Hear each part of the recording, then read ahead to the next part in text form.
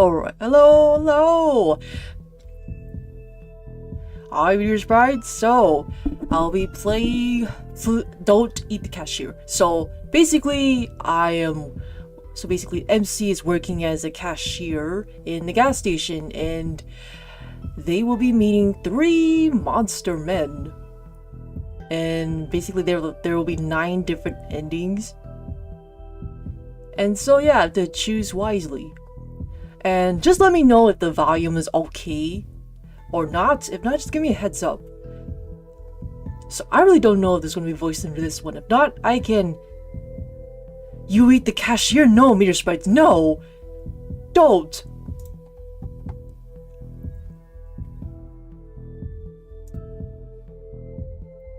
I'm not edible. Okay. So yeah, we'll start here. Alright, here goes nothing. I'm a guy, so he him.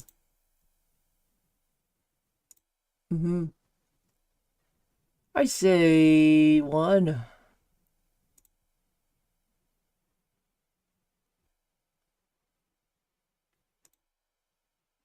Oh, guess just call me Aang, I suppose. Or Angelos. Yep, egg. Sometimes I really wonder, how did I end up here? Not that I dreamed of a career as a neurosurgeon or an astronaut, but for crying out loud, working at a gas station? On the other hand, money is money. Yep, I mean, God, got bills to pay, you know? I sent out resumes to every conceivable and inconceivable place, applying for every position where I could somehow use my degree in art. 0 responses. I felt this to the core. Job searching, oh man. I had to swallow my pride and find at least something. Be glad I'm not sleeper increasing this one. Alrighty, if you say so. Just don't spam too much in the chat. I found this note stuck to the glass of the bus stop. Human organism wanted for work at gas station. Organism's duties include selling food for mouth, silence and obedience, household tasks, obeying those who are more ancient, friendly team offers. Will it cover like benefits, like insurance, or I don't know. New and old faces of friends, long and different life, consumption of nourishment, juicy juices, trips to... Okay, yeah, I think this I don't know, this being, they're trying so hard to act human but failed to do so. But you know what? Got bills to pay. I need to make some budget. Food for mouth, seriously? The guy's got a style of his own. Apparently, the manager is just an eccentric dude, or is this their new marketing tactic to grab attention?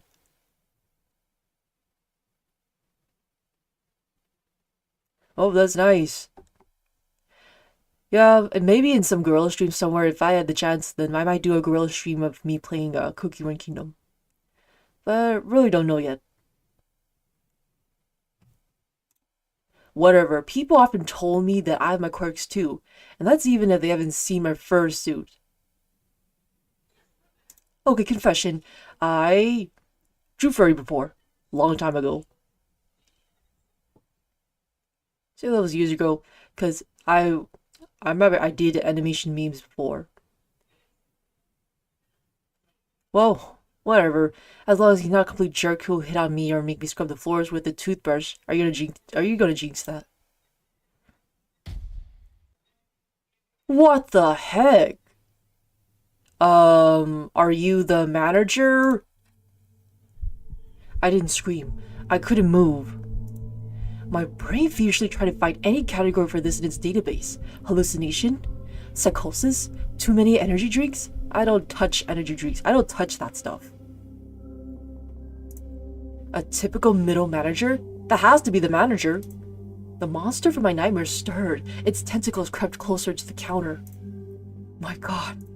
The creature made a sound. Not from a mouth, it had none. The sound emanated from deep within its bulk, hollow, profile, bone shaky. Oh, I see your tie. So you are in fact the manager, or my coworker.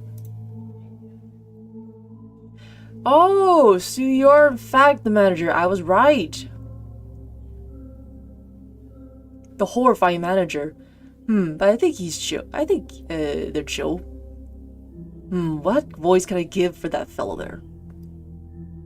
Greetings, organism. I am Bob, the indescribable and terrifying consumer of worlds, but you, great understand, may call me Manager Bob.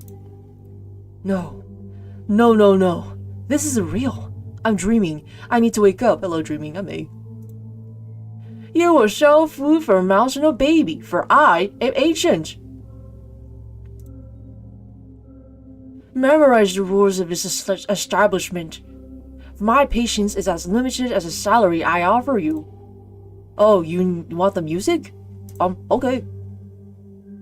Let me create that soldier boy. Alright, is this better?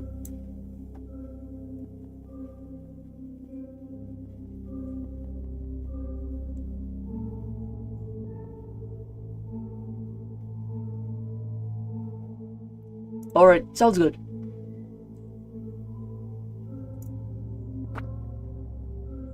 Oh, wait. What if I could do a Squidward voice? That'd be funny. Rule number 1. You shall, no matter what, seek your food for the mouth, grilling few, noodles made from cursed souls. Because I heard that tentacle noise. You know, the Squidward walking noise? But I think that's too much for me now. Lottery tickets for extra lemon raffles, discount rot, ritual foil, everything must be sold.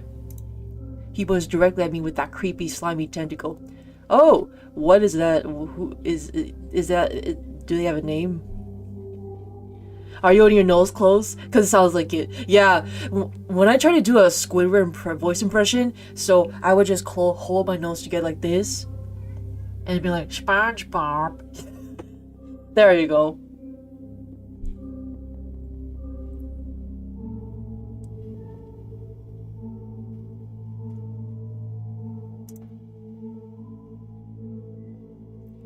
Every miserable unit of currency brings me closer to my triumph exit from this pitiful hole.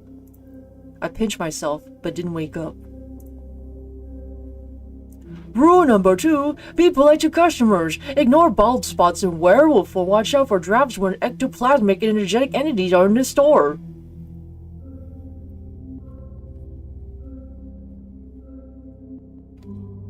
Okay, I really don't know how to voice this guy, so... What? That's a unique way to explain how to work as an associate here. But don't let them get too bold. Customers are just walking containers for currency, and they should only pay in monetary units.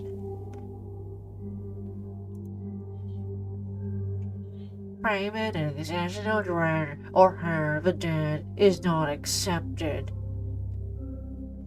I'm guessing some customer did that before. Yeah, I don't think I will hold my nose I don't think I can hold my nose any longer. Many of them come here just to chat because they are idle and purposeless organisms. Your task is to make them part with their currency anyway. It is also your duty to heal organisms if they are injured using special kits. If they die, they can give away currency. Well, I mean, yeah. I thought you were gonna tell me that if to heal an organism you need some sort of magic or sorcery. I was like, oh man, do I have to get my staff or my wand? But I guess that's not the case.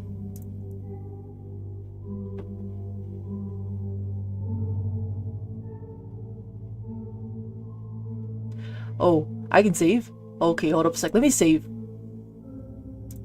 Cause I stick more with, if I was playing, I hardly understand. I've still have a hard time understanding either, so. So yeah, hold back. Excuse me, dear sir. You seem to have mentioned werewolves and ectoplasm. My voice is as polite as possible. I managed to compress my primal screaming, panting to a tight ball and shove it deep down.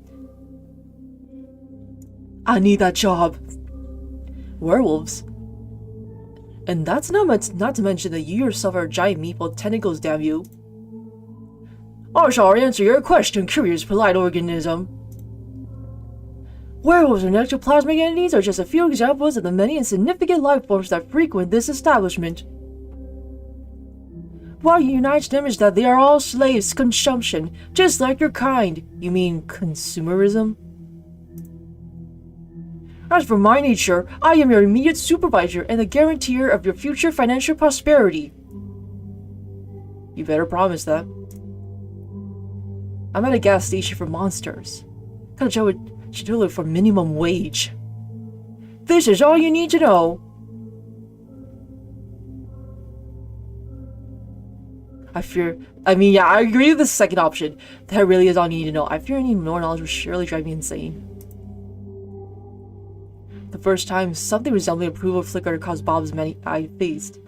Yep, just gotta keep on this good side. Or their good side. What was that, Heart? A rare and unexpected display of the grains of wisdom that have not yet left the human species. Embrace your ignorance. Let it become your shield and a direct path to the status of Human Employee of the Month. Are you saying that I'm the only employee here?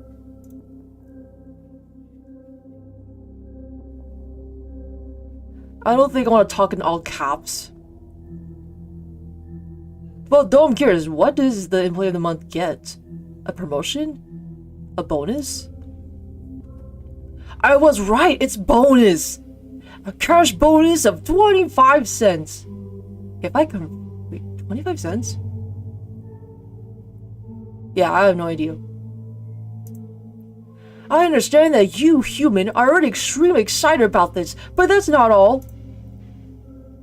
You shall have access to the lead manager's restroom for one full work cycle.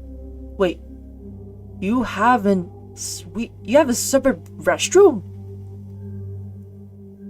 Okay, well, I'm curious about that restroom of yours, though, unless that's your office. During its use, there is only a 7% chance that you'll be transported to a mansion of endless pain, suffering, and unimaginable torment. Okay, yeah, never mind. I don't think I want to go in your restroom, sir. I'm good. Truly generous. He suddenly places a jar in front of me on the counter. And the last rule, remember, organism. This tip container must be filled with money by the end of your wake cycle. But isn't that tip also mine? So you're saying I have to use my charisma to hopefully make the customers give out tips. Alright. If the bottom of the jar is visible, let me guess, you're gonna make me die, right? You will clean the sanitary rooms with this object in the dimension of absolute horrors and suffering for 2,510 years. Yeah, no thanks. Alright, I gotta go all in. I have to release my Riz power. I'm just kidding. I couldn't take my eyes off the fork. The potential tool of my eternal servitude. At this moment, my mind fully capitulated. Yes, I was hired by multi-eyed cosmic architect Squid. Yes, my clients will be non-humans. Yes, I'm being threatened with a fork and eternal toilet cleaning. How could anyone clean anything with a fork? Unless that fork's pretty magical. Who knows? The shame will happen if you even think of escaping before the end of your work contract. Molecular sensorium perceives the subtlest of matters. It will detect you in any corner of its pitiful planetary sphere. Yep, I gotta fill up the jar up with some cash. So I gotta use my charisma to, you know, woo the customers. Crap, stuck here. I'm in a trap. Well, what the heck did you expect anyways? Do you understand, organism? Oh, hold back. Yeah, no. I don't want any more than that. No. Yes, sir. Acceptable. Goodbye, organism. Good luck in your currency acquisition and button pressing.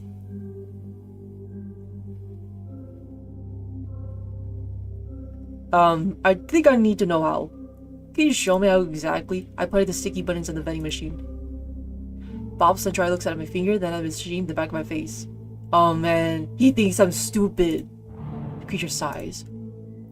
Its head took a stance from his body with tortured slowness. With the drama of a pianist playing the last tragic note, the tip of the tentacle presses down. Click. Bob waits expectantly.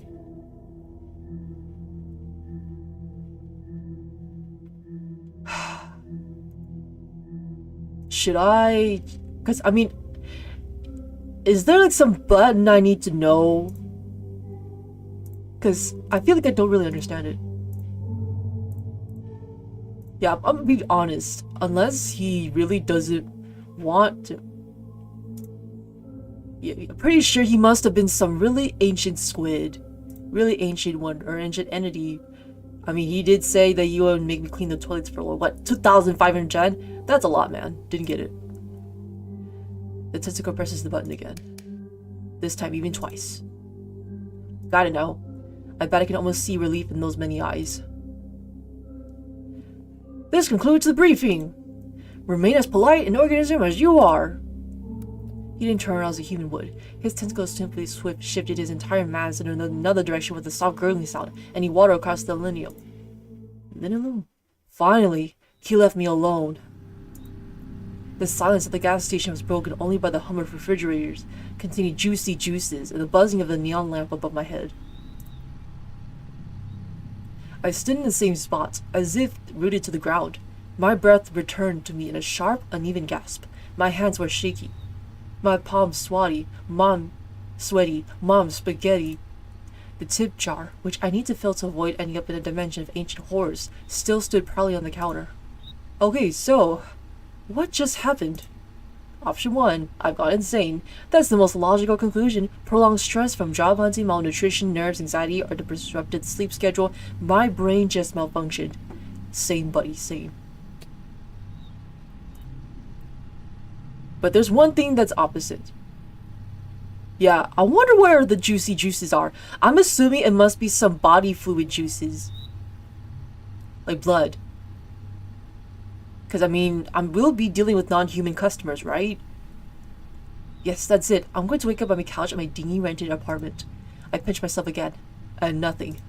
I scanned the room once more. It smelled of gasoline and old coffee. It was still absurdly real. And that meant everything he said. It was all true. Werewolves, vampires, tips, the fork. A hysterical mix of laughter and a scream of terror welled up in my throat, but I held it back. I need to get through this. Yep, gotta hang in there, buddy. I needed to. Is that a blackout? Oh, no. Don't tell me that's the first customer. Okay, just... since I already know what to expect for non-human customers, I just always have to embrace what they might do next. I'm weird-minded, I don't know, I don't ask. Don't think about that. It's not what you think. It's not what you think. When I mention body fluids, it doesn't mean... No.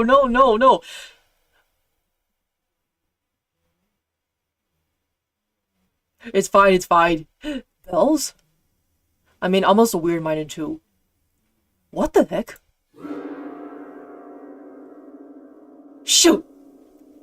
Wait. Who? Oh, you're the first customer. Where the heck did this clown come from?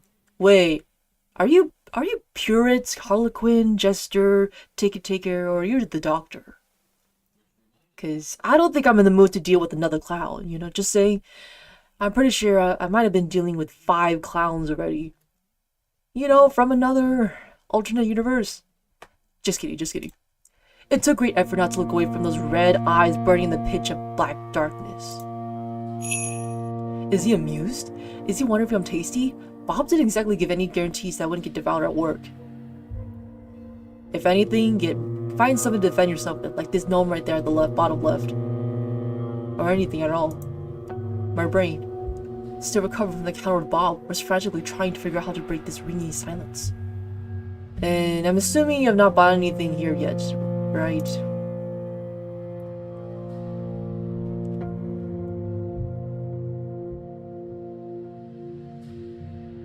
Well, gotta play my part. Gotta play my part. I cannot show that I'm freaking out. Because it's my job. It's my job. I gotta keep the job. And I also have to fill up the jar. Good evening, sir. What would you like to purchase? For this gesture. Oh!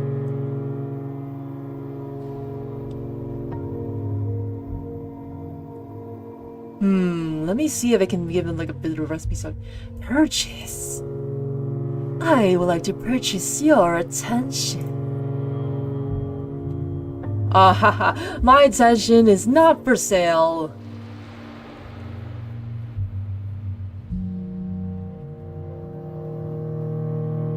Oh, like the last stream, the pretty Megs is... Yes, that's right. Yep, gotta play my part, gotta play my part.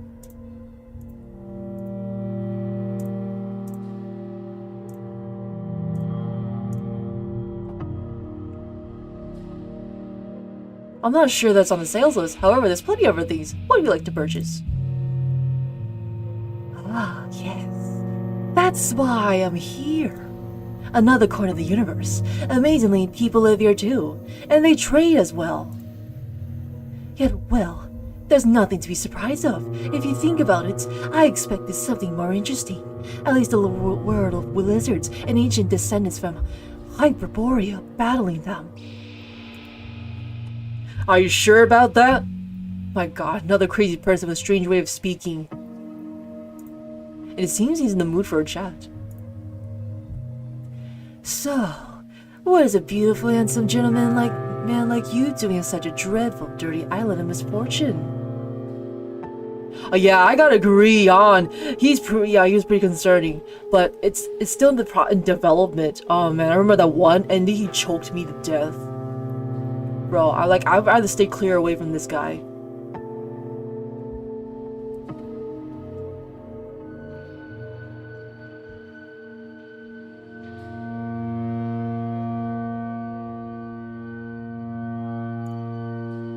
Or rather, what is a place like this doing with such a handsome gentleman as you? Oh wait, where are my manners? Oh wait, what if I could just talk like that instead? I suppose I must introduce myself. I have many names, most of which are not fit to be spoken in the company of a lovely gentleman. The nicest I've heard is the Mad King. I thought I planned to pass from me to myself for the coming centuries. However, my mortal mother named me Dayrin. Dayrin.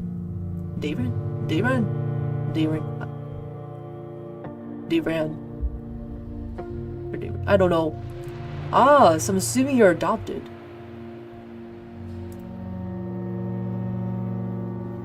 Now, may I have your hand?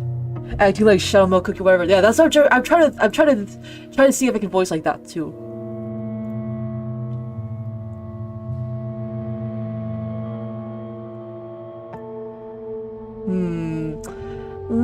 I'm not really in the mood for, you know.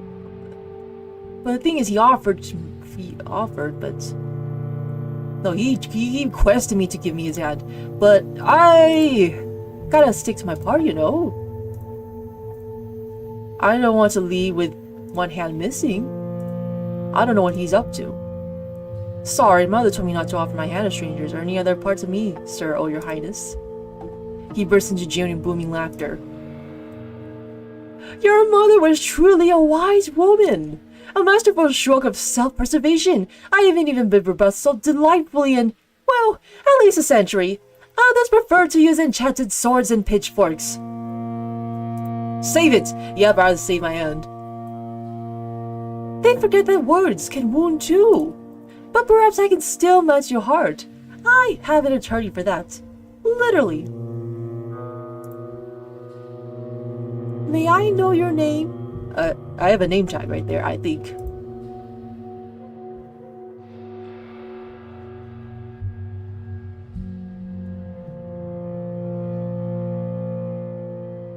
My name is Aang, sir. Ah, my dear Aang. You are so polite. Just doing my job. He seems to savor my name. It sends shivers down my spine. And that politeness again, as dry and bland as the rations I gave my soldiers. The most creaky of all the creeds I've signed. Wait, you have soldiers? Oh, nice. And I've signed decrees that require people to eat ropes from sand, just for fun. Mostly mine. But polite people never risk anything. No friends, no enemies. How is that interesting? Imagine how wonderful it'd be if we became enemies. Those would be the most interesting few seconds of your life. Oh gosh, please, no. No. I think it's best we just be friends instead, yeah? No foes, no foes? I just want to do my freaking job, man. Or friends. Then it would be a delightful eternity. Yeah, I'd rather just be fine with friends, you know? I don't want you messing around in the store.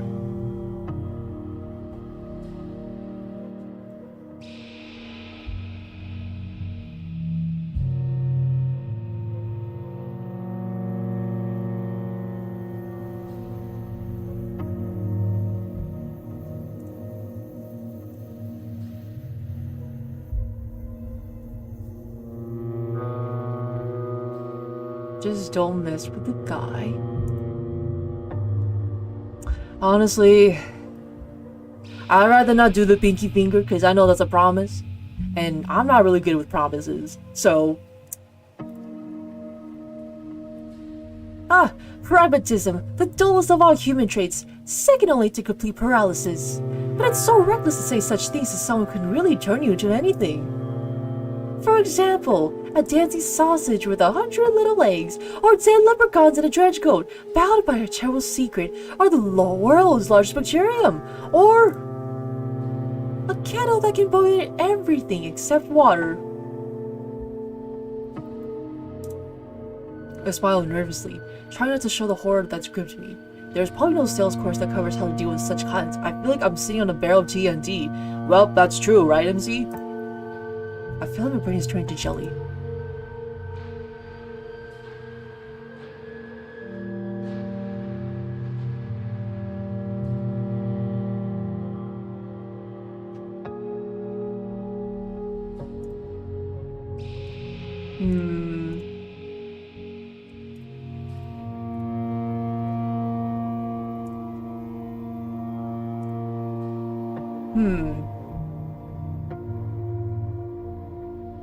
And I don't understand well if I can get to the point. We've been talking for 5 minutes, but it feels like an eternity. And I've got to somehow squeeze a tip out of this guy and not lose my mind. Two utterly impossible tasks when dealing with a regular person, let alone another cosmic entity. So, let's finally get to the purpose of my visit. Finally.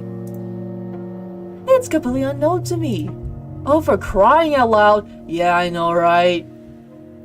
But hey, at least there's not another line waiting behind him, you know? I mean, company would be nice. But as long as not, try and, devour me, it's fine. There's nothing interesting in the assortment of this pathetic shack, except for you. So I'm buying your time. Hello, buy your time, I'm A. But yeah, company's appreciated, though. Let's have dinner. I'm sure you must be hungry. Is there any plant-based foods? I'm vegetarian. Oh no. Allow me to create a more pleasant atmosphere for us.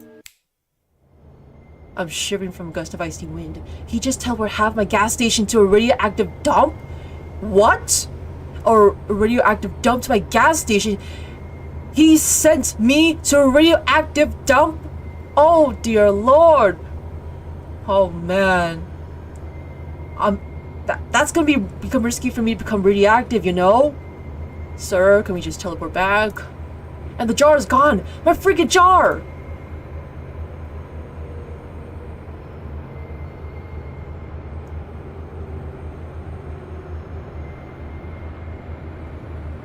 Honestly, I'm freaking out. Also, I need to get back to work. You know? I'll put it back the way it was in the jar. You don't really like change, do you? But life is ever changing. Life is not a stone, my dear. Life is water. But since you don't like this current, so be it. Let me find us something less populated with mutants. I can't go along without familiar landscapes. Already ruined lands make me melancholic because all the fun has happened without me. Disgusting. Blech. Allow me. This is... something seemingly less radioactive. Okay, this is better. I hope so. But I just want to see how this waits out. Amazingly, I haven't thrown up yet. It feels like I've been flushed twice through an interdimensional toilet. I clear my throat. Seems like I'm sitting at a table. Much better. Wouldn't you agree? AFK? All good, all good. Couldn't be better. So, what's on the menu?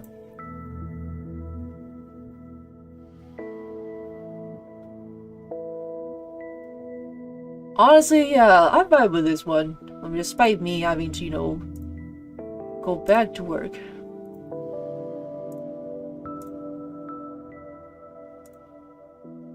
But just play the part, play the part.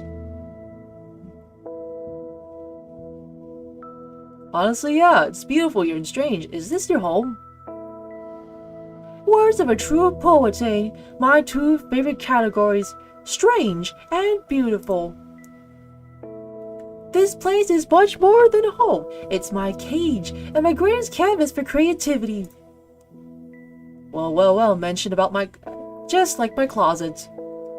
Every ugly tree, every mad toad, every eye-berry mushroom. It's all a piece of me, a marvelous place. Except when the rocks grow legs and start running. Are you talking about my meteor sprites? Yeah, I mean, they're rocks too. And some of them can have legs, and some of them can run. Some of them just float. Or yeah. Including those that people make their homes out of. And now you're part of this place too. Isn't it wonderful? Wait, we've just met. I'm slowly getting used to the landscape. The fireflies here are quite charming. But it'd be better without the frog with the human face. The frog notices me too. It lets out a sad croak and then looks at me with an expression of deep, existential despair. Wait. Did you turn someone into a toad? Okay, it's best not to get on his bad side.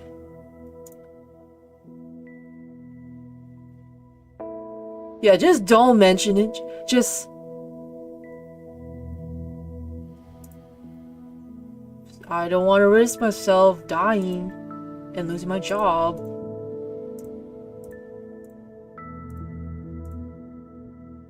Say nothing about the frog with the human face.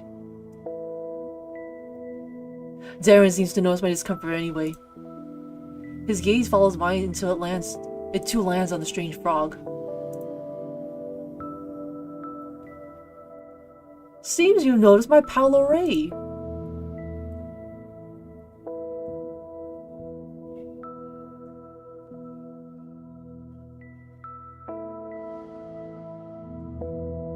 The fact that you can sense my discomfort.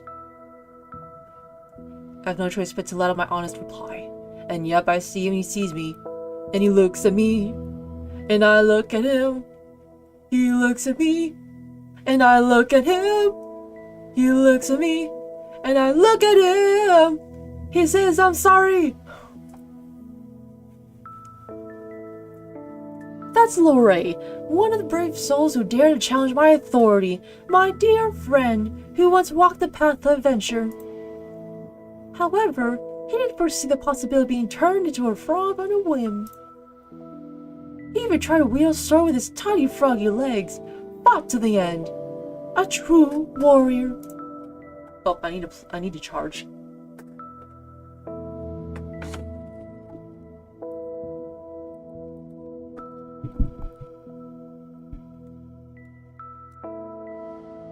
Oh, it plugged it in.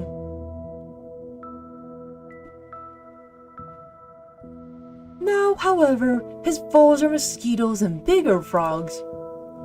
Tell me, dear, does he bother you?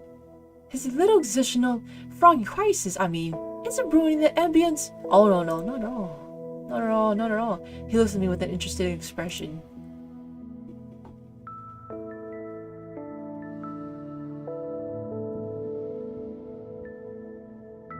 Yeah, I don't mind him.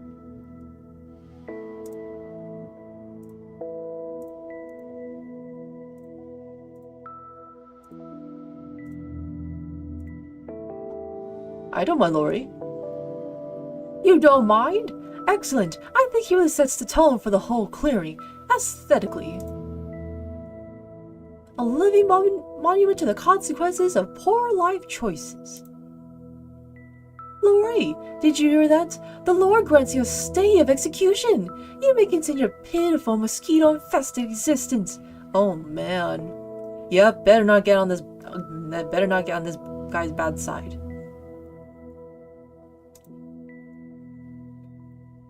So, dinner! I'm sure you must be starving.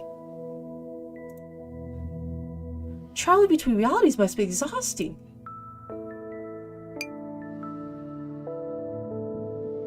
This looks strange, but it smells delicious. Meat with honey? Is there any veggies for me? And next to the meat, a purple soup, possibly made from a less fortunate cashier? Is it human meat? Whether the food is poisoned or not, if I refuse, His Highness might turn me into a frog too, so I pick up a fork from the table. And this is the most delicious thing I ever tasted. It's 100 times better than these cheap instant noodles I usually buy in supermarkets. Even the fact that I'm currently in some other universe surprisingly doesn't seem to harm my appetite. It seems you enjoy cuisine. My chefs have always managed to cook well, on those occasions when I noticed it. I assure you, you won't regret this dinner. At least, not for the first half hour of the meal.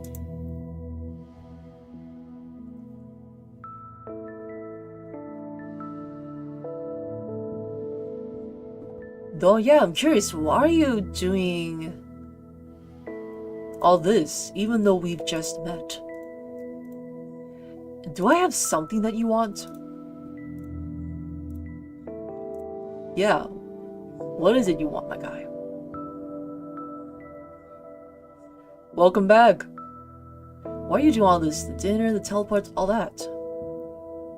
Why? What a delightfully pointless question, even by my standards. I do it because I can. I do it because the alternate is crushing, gray, predictable, boredom, boredom, boredom, boredom. I brought you here, Aang, because for the first time in a very, very long time, you are not boring. I was just trying to do my job.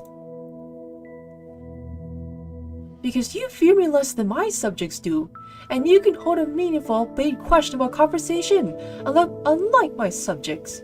I was just trying to hold my fear back.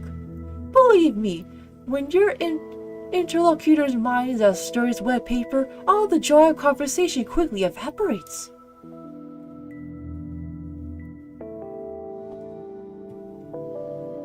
Just stay silent. Just stay silent. Don't get on his bad side.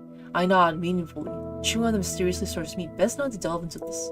I poke at the food with my fork and watch the peculiar scenery from the corner of my eye. A silence hangs between us that might have been called cozy, we're under heavy narcotics.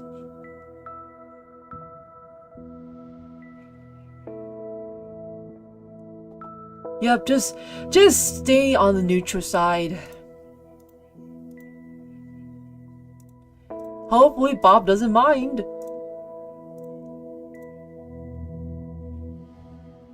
The rest of this couch return to eating. Fewer words, fewer chances of catching a deadly magic projectile or something worse. Yeah, but this guy, he can turn basically humans into pretty much different species. So I'd rather not mess with that guy. Yeah, just don't mess with the guy for now.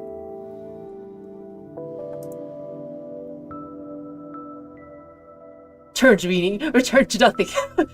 Return to flour. By the way, how's the meat taste?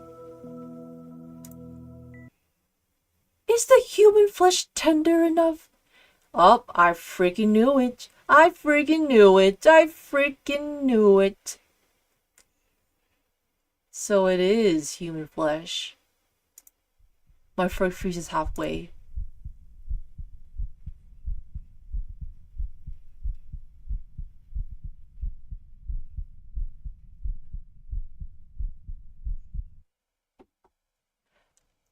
Just don't get on his bad side. And it's possible that he can eat me too.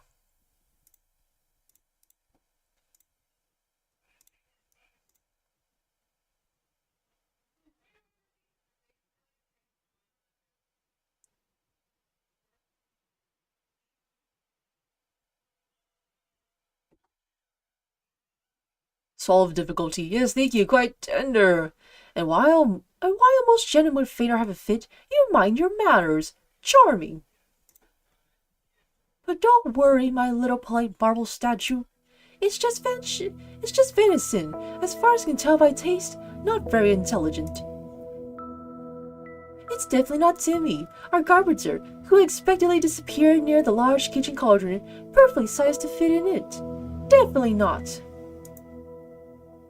I personally issued several decrees related to cannibalism, perhaps even concerning its prohibition.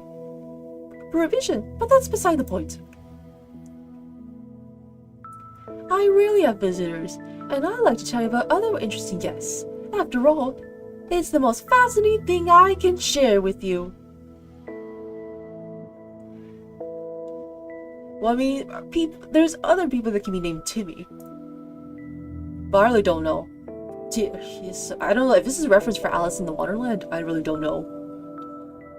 But yeah, 07 Timmy, rest in peace. For a place where mushrooms with eyes grow, it can be incredibly dull here. Shadows in the clearing thicken and stir. They detach from the gnarled trees, rising up from the ground like black ink and spread across the wall. Dazzling and intertwining, they prepare to perform at their master's whim. Behold this incredibly crooked castle, my dear. Crooked to the point of absurdity, sadly. In reality, its curves look far more aesthetic, but give the creator some leeway for expressiveness. Many brave and not so bright souls have tried to conquer this terrifying, dark, eerie, crooked castle, so many that it became even more crooked. You see, the drama monster living there never likes being distracted from its important duties. Magical music time for shouting, ah, the lore, yes, the lore, it's the lore. Terribly important duties, like having long, deep conversations with its own reflection, or concocting recipes with raisins. Just listen along.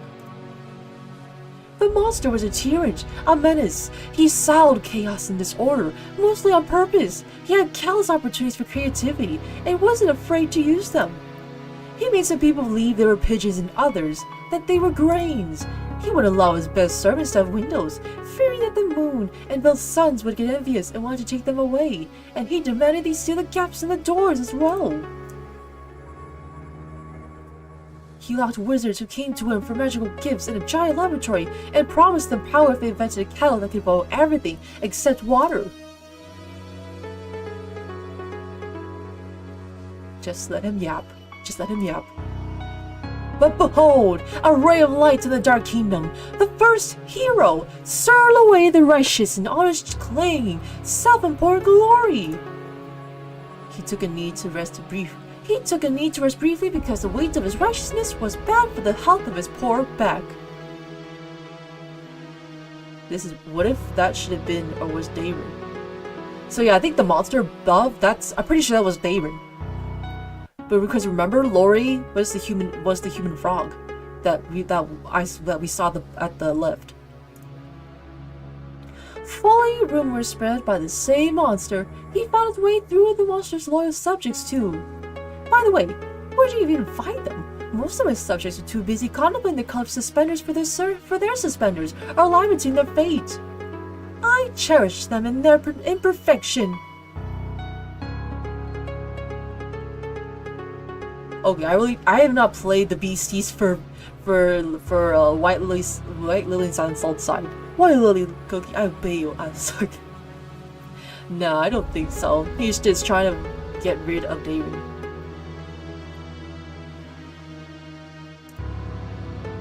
Anyway, it doesn't matter. They're probably the most reckless of them. Every story needs minions. In any case, our hero descended into the Grot of Despair. The Grot of Tentacles? Imagine the most sinister name you can conjure.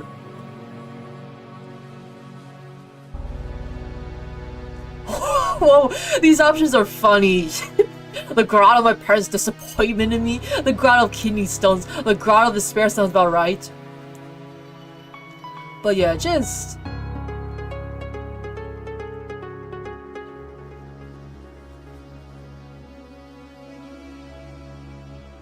yeah, thanks for not spoiling. I appreciate that. The Grotto of Kidney Stones. I just want to be Mimi. The dreadful, imperfect human body. Wait, he likes that? The worst affliction is having them in your kidneys. What a joy that now I can choose how many I have. I prefer a negative number. Wait. So the reason Lorraine couldn't continue fighting was because they had a kidney stone? But let's not get sidetracked. Into the Grotto of Kidney Stones, our hero is sent to retrieve an artifact capable of defeating the Monster King. The Ring of Indestructible Power. A bit shoddily crafted, but I assure you, it looks more aesthetic in real life. Is that a smiley face that I saw in the ring? What? However, the brave knight didn't know what the incredible power of the ring lay in its 440 Ibs weight. That was its only magical property. The only incredible thing about this ring was its incredible stupidity and uselessness. The realization that he had spent weeks of his life on a divinely heavy paperweight, and the sudden, crushing thought that he should have become a baker instead of a hero just to get some sleep. Well, it broke his poor, noble mind. Not that this mind was ever intended for serious burdens.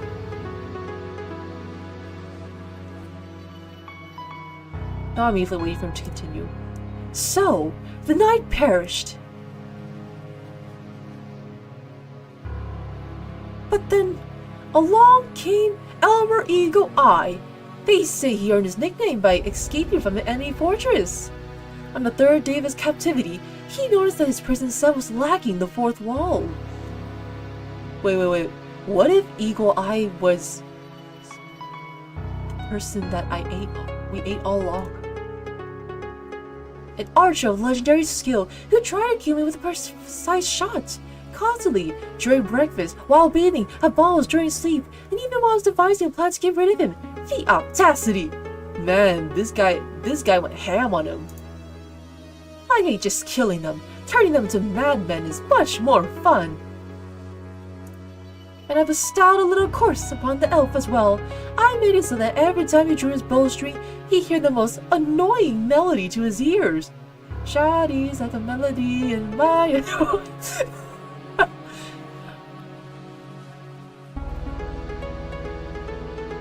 Is that a Shinji meme? Elmo was a terrible racist. He hated dwarves. So naturally, the melody became the national anthem of the dwarves, played a loop by a bagpipe orchestra. The pure rage it provoked derailed his aim every time. Shawty's like a melody in my head. Eventually, he stormed the castle, dropped his bow, and begged for a job at my court in exchange for changing the song to anything else. He was desperate, and I was a villain. Everything aligned incredibly well. That's a sign that you need to sleep. Now, he's my royal huntsman. The dwarf marches plays a lively elven sea shanty. Shanty's like a melody. Yeah, but it's a Shinji pose. You can find it from the Neon Evangelion Genesis.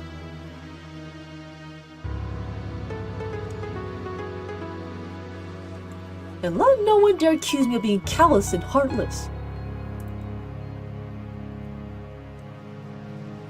Now he has a salary, good food, clothing, entertainment, and a full guarantee of non-dismemberment.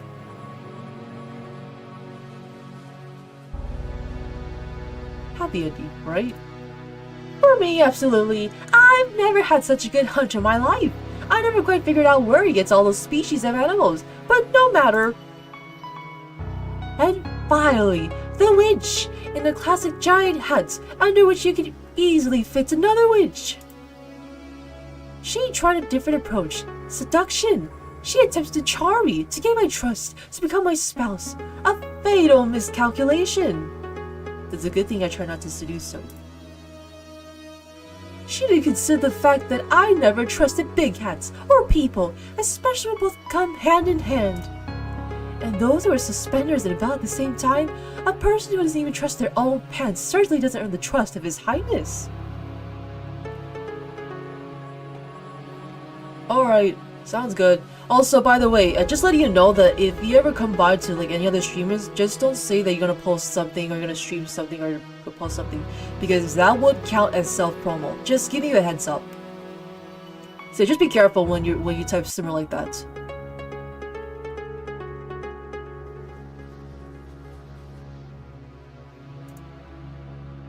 Then again, I don't trust His Highness either. I don't trust myself, especially the side of my brain, especially on Thursdays. But back to it.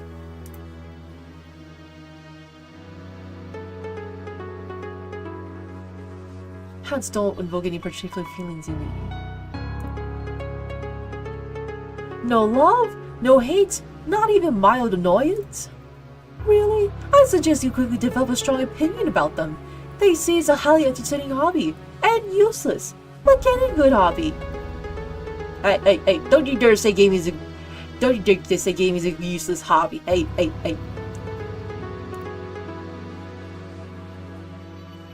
Meanwhile, the witch was quite averted to Mir's attentions, jingling with all her concealed weapons.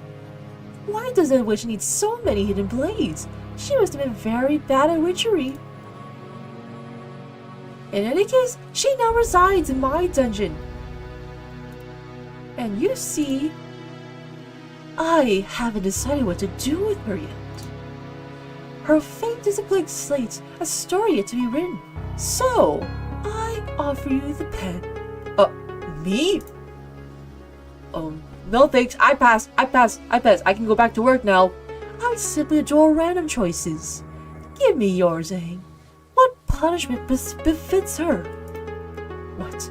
Does he really want me to decide what to do with a real person? Can I even see her? And what doesn't matter what I choose? Everything here follows its whims anyway.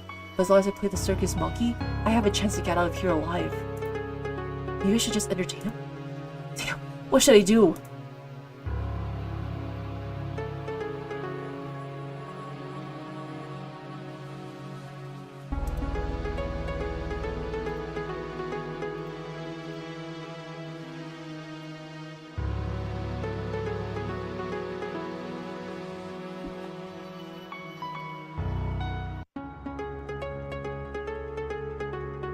Oh, you changed your profile picture.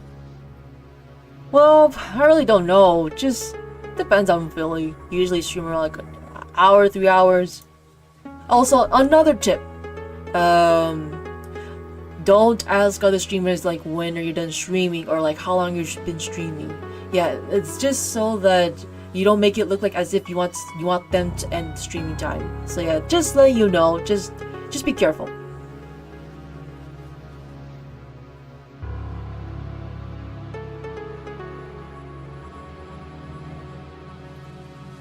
I think the craziest thing would be despair. No one will expect that.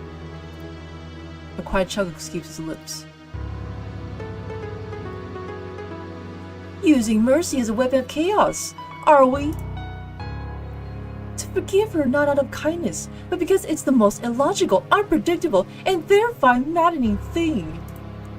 She'll spend her life waiting for me to change my mind, waiting for me to jump out from behind a tree and send her back to the dungeon. Wonderful! Such incredible psychological torment!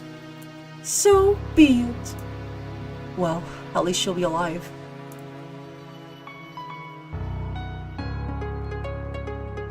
Yep, I suppose that's the end of the tale? Indeed! It was a delightful story. I have hundreds more, of course, but these were the first that came to hand. The shadows finally dissolved to nothingness. I just saved someone from a terrifying fate at the hands of a bad man. I feel a certain pride. A really pleasant addition to the horror I felt for the past hour. Never mind, I regret changing. Oh, I don't understand what I mean. Just change whenever you feel like it. And you don't have to let me know. I'm afraid royal duties await me. Our time is up. I shall send you back. Hey. Thank gosh. I rise from the chair. Derain yawns. Oh, that's what you meant by your royal duties.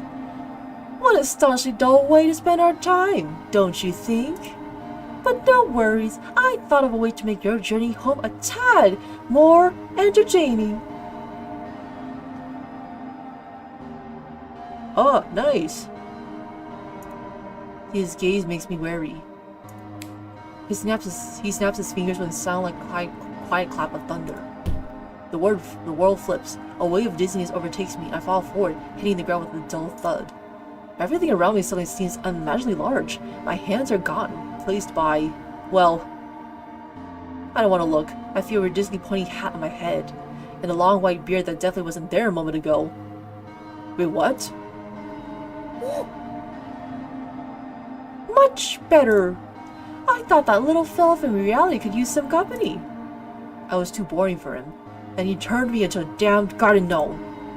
Worry not, my little gnome. I'll send you back to your gas station. Your boss will hardly notice the swap. He might even appreciate your newfound diligence. After all, there's less chance of you annoying the next customer. My mind screams, but another sound escapes my new gnome lips. This is going to be a very, very long shift.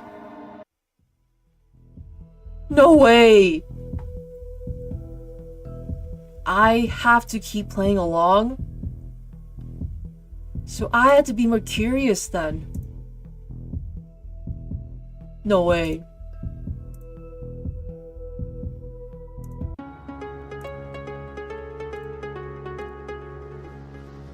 I refuse to decide her fate. How incredibly disappointing!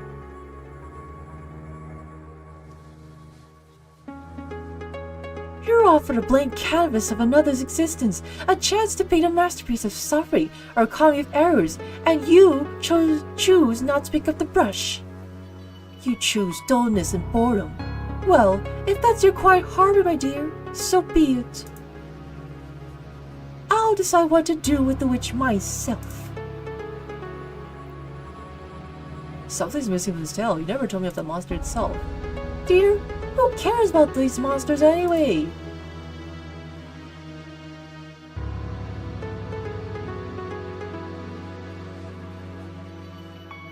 If I do, the monsters... Okay. Let me just load back to where I was.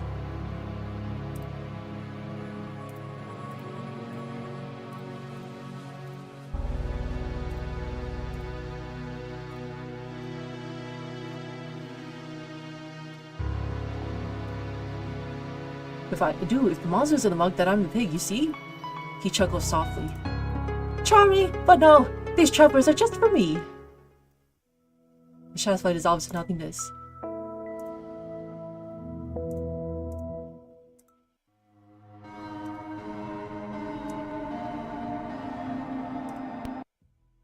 He turned me into a freaking gnome.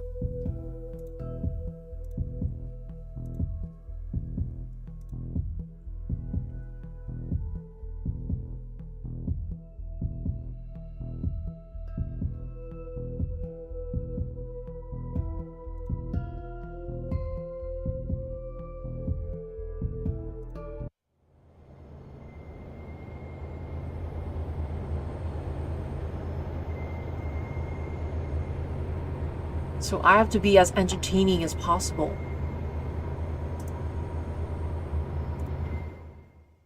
This is still not my store. Bob will kill me.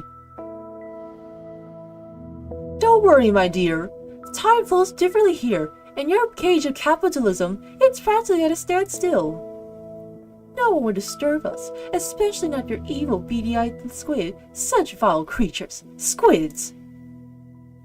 I really should turn someone into a squid. Or 3 squids! How thrilling! I'm still getting used to landscape. Who is that?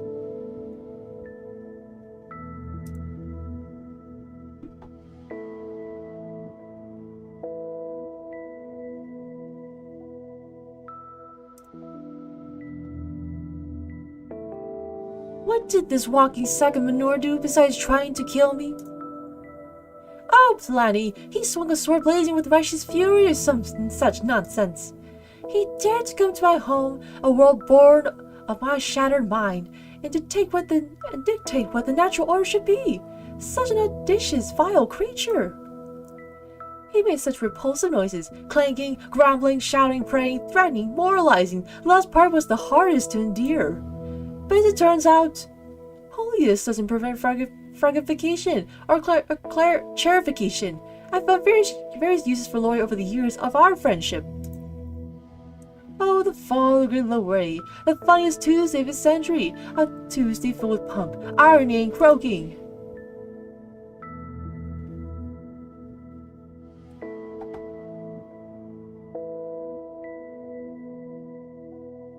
Maybe you could break the spell. Perhaps he's learned his lesson. You appeal to my mercy? You think this being has learned his lesson? My dear, you don't understand. This isn't a lesson. It's a joke, and this joke is still very, very funny. However, if you care so much about his fate, you're welcome to take him with you. He can't become human again. His fragile mind can handle such a transformation a second time. He spent too much time in the body of an ordinary frog. Alright, give him to me. Wonderful! That poor wretch will be waiting for you at your gas station. As a token, my royal, well, I'm just glad to be rid of that dreary sufferer.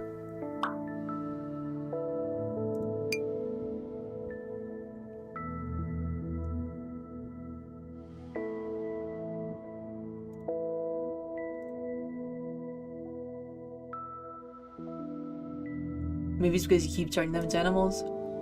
That's exactly what I mean, my dear. What a insightful observation. You're a thorn in my sinful side. However, it's only a punishment for the most audacious ones, a ruler, both god and monster, but no one wants to see the other side.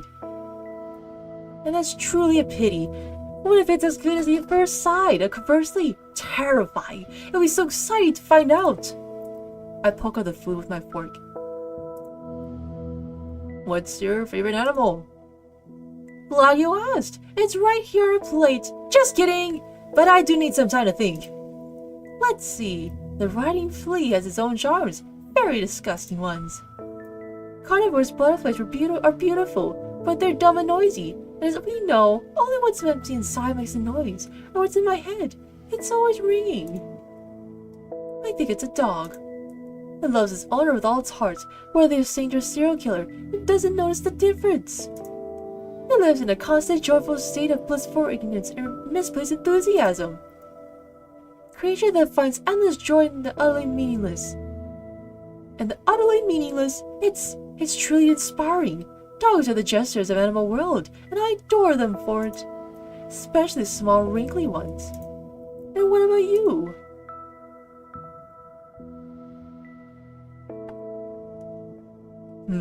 If I string him along, I had to make him more curious about my secrets.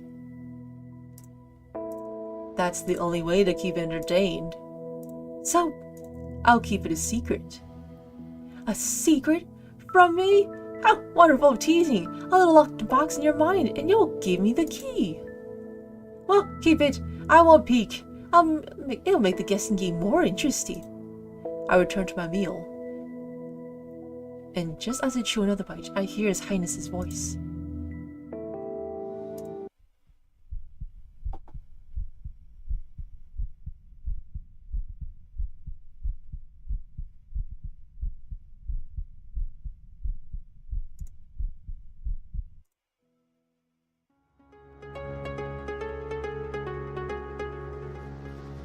So far, the scariest thing is in this story is the presence of raisins. Oh, there you go. Yes, you do understand. Ah, nice. They are real horror, aren't they? Tiny shriveled bits of deception that they pretend to be sweet, but they are just made to ruin. They ruin lovely cookies, ruin family photos. They have no place in civilized society. Oh, how I understand them. The monster was a tyrant. Stop. Did they eventually invent the kettle? Invented? Oh, they did much more. After 11 years of failed prototypes, a few explosions, the chemicals running away in their own legs, they succeeded. The cookies. Oh no. Dark raisin cookie. Just kidding. So yeah, so yeah, that jester guy, David, he doesn't like raisins. I'm okay with raisins, but in most with other foods, not really. The kettle could boil even bright memories, but not water. Water would instantly freeze, explode, and file for divorce. What the? I immediately rewarded them with a new invention idea. A cup with a sealed top and without a bottom. Let's see how they can handle that. But I digress. Guard of kidney stones.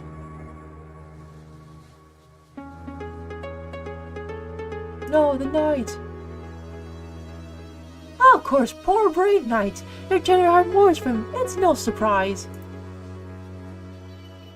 But you took him to your station, didn't you? Now you can take good care of him.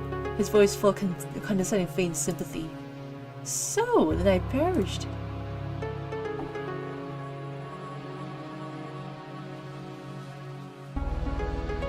Dairy, alright? He missed the opportunity to change his dwarf national anthem to dwarf serenades. Okay. Oh man.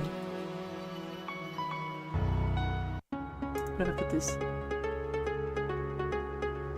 I have to stay on this good side. Hey, where were you before? Her souls in comparisons to long stalactites. Atlas rhyme verses about the shine of a beloved's beard. It's a fine devilish thing. I didn't think of it myself. To torment a man, not with sounds of war and patriotism, but with the clumsy, heartfelt caterwauling of a species he despises. Turning a love song into an instrument of pure, heart-wrenching agony. Brilliant! Well, steer your idea for the future. Oh, that's not Bob, that's Lorray. The frog's name is Lorray, not Bob.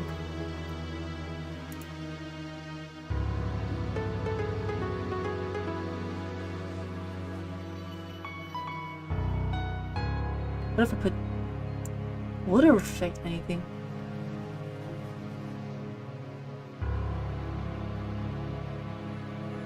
Oh dear, don't even think of wearing them around me. At best, I'll turn it into a smaller ant. And that's if I'm in a good mood. At worst, badgers. Lots of very angry badgers.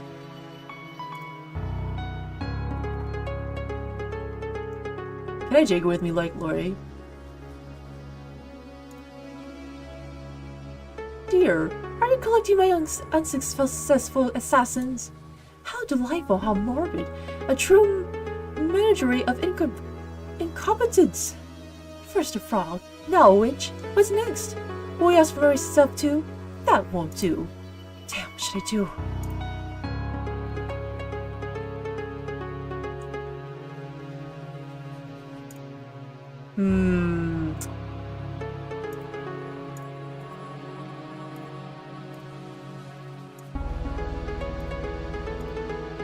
What if with this turn her to a small one? Oh man, I'm sorry, witch. The one who lived by a big head shall become a small head. The irony is so absurd, it's beautiful. So be it. Let her be a small calf of eternal regret. She tried to get to my head, and now she can barely cover it. A brilliant sentence.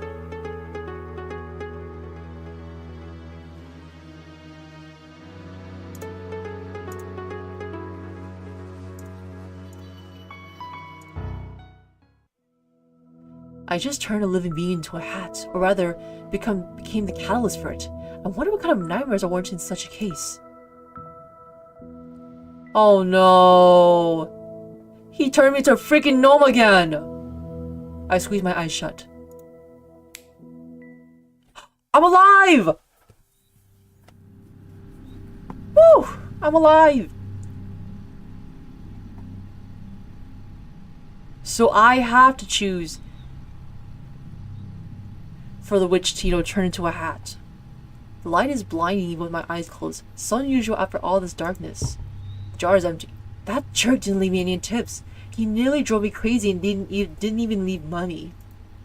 That gnome, yes. And my Lorraine. Oh, Lorraine even has armor on now. At least he gave me Lorraine. I hope you enjoy the company of a kind gnome.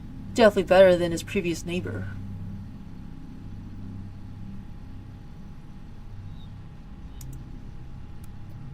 Greetings, organism. How is your work progressing? I see the first transaction. Failed. Report immediately how this happened, organism.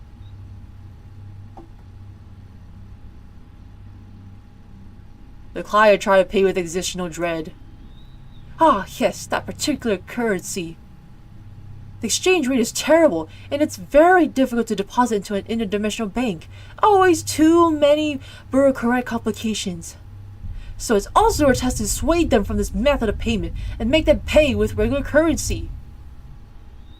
Continue working. I leave in extreme displeasure with you, and I hasten to remind you of the threat of punishment again. You don't have many choices left to fill this jar before the end of your wake cycle.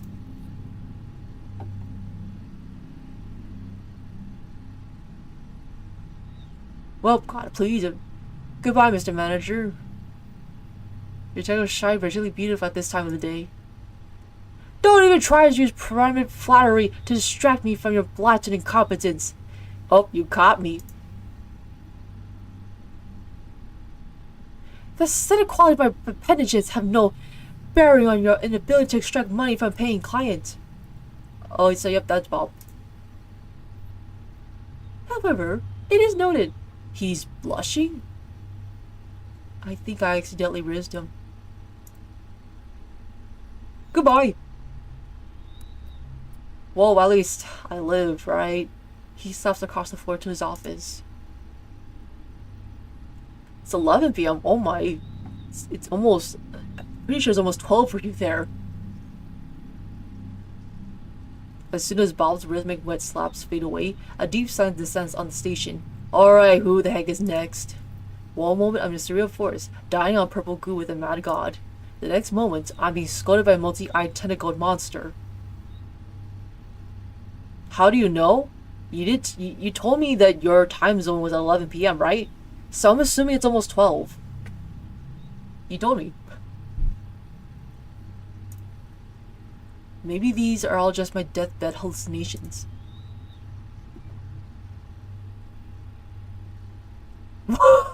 Give me back my bills, my noodles, my arguments with strangers on the internet. Nah. I think I'm going to say some part of me enjoys these mad adventures. But honestly, yeah,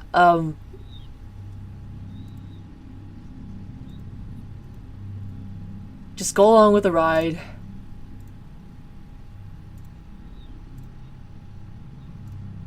My beautiful monotonous bland life. I was foolish not to appreciate it. I don't have time to argue with strangers on the internet. In the midst of my contemplation, terrifying sounds emanated from my boss's office. Unfair peers! Unacceptably large numbers! Of course, what else could accept so much if not that? Steps. Another visitor. This one decides to come in through the door for a change. Is that blood? He seems unwell. I hope he doesn't knock over my shelves of shampoo with jojoba oil and delicate lilies on his way. Is that the type of smell you like, MC? He's not just unwell. He looks like heck. Literally all the skin on the left side is torn off from his jaw to his temple. Did a car hit you? I swallowed nervously.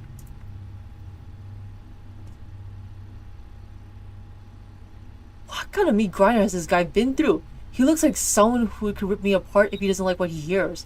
I need to be careful if I don't want to become the next victim.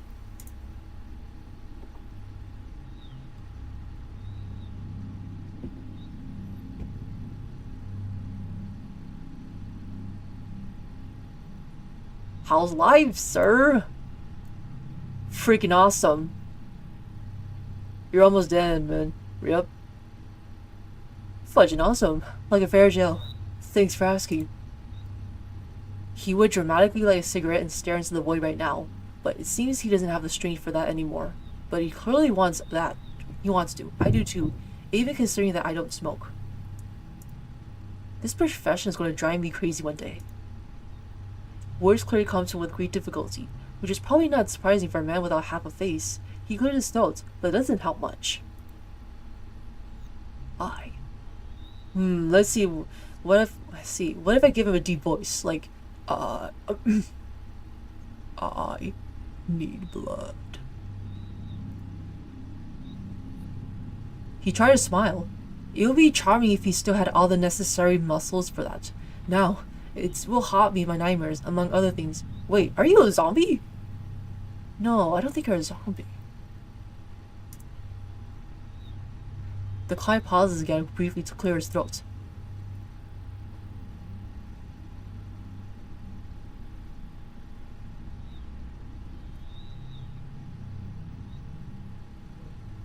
Excuse me? Swearing here? Adoption center? Hey!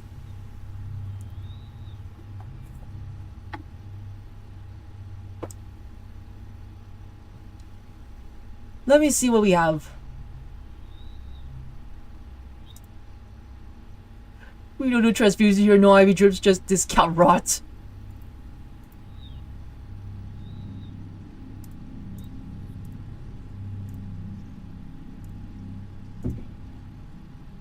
Let me see what we have.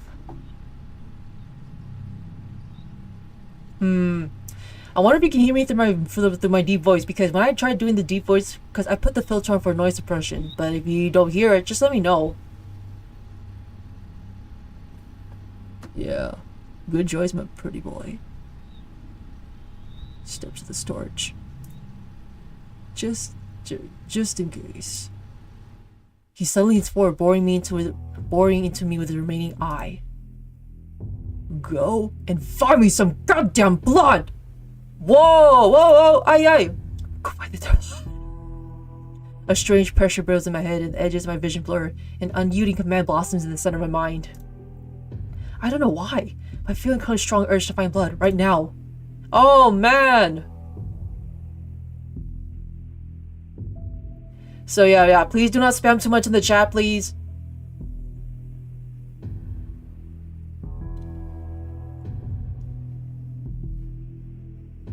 My client's covered in blood, but still hungry. Maybe he fought with something inedible, or is it his own? I found myself in a storeroom, a tangled labyrinth of shelves reaching up to the ceiling, stuffed with boxes, crates, and mysterious cans. In the corner, something rustled and snored suspiciously. So where could the blood be? I need to think fast. He's not going to wait forever. Right now, I'm at the very beginning of this crazy place. And I have to be careful with my choices. Let me save, just in case if I somehow messed up the choice. Let's see, food for mouse section. Supplies for self-propelling.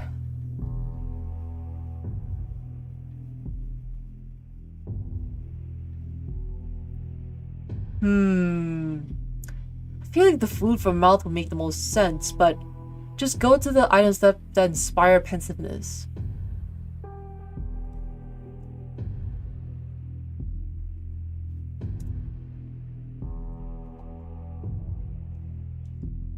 Next to the issues of Cosmopolitan, National Geographic, lie adrenochrome from Doves, tabloids named Global Conspiracies that turn out to be true, in a tome of the Necronomicon for the whole family?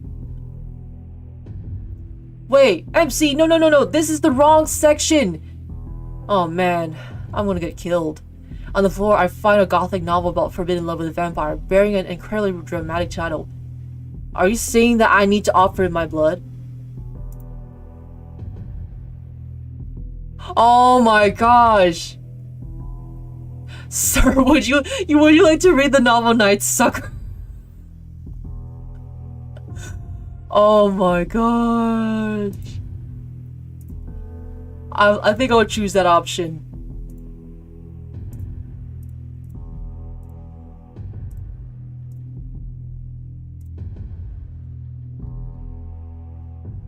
Am I stuttering? When did I ask you for a damn book? Blood! I need blood! His anger at me seems to reach such heights that he gains the strength to shout. Perhaps hatred is the best medicine. I hear knocking. It's a dry, rhythmic tapping of knuckles on the laminated countertop. It's loud, persistent, and full of irritation. Okay, I thought that if I show him the book, he would bite me. But I'd rather have him bite my wrist instead of my neck. Right now, I'm at the very beginning of this crazy place. Okay, fine. Food for mouth. These signs are driving me insane. I really hope a manager will eventually learn English properly.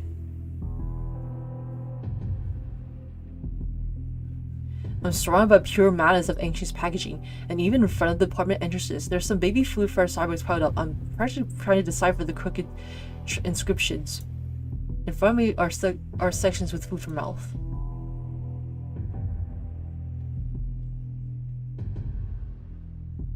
Infused nutritional flows? I think that must be blood, right?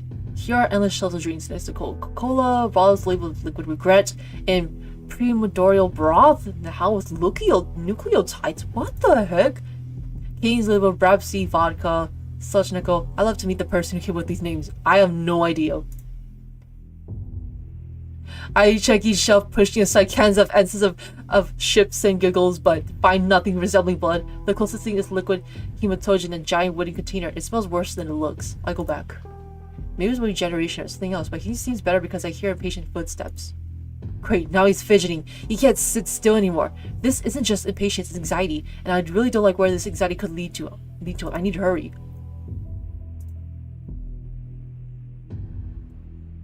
Dense energy blocks for chewing? Food afraid of heat. I'm gonna die soon, right? I'm gonna die soon.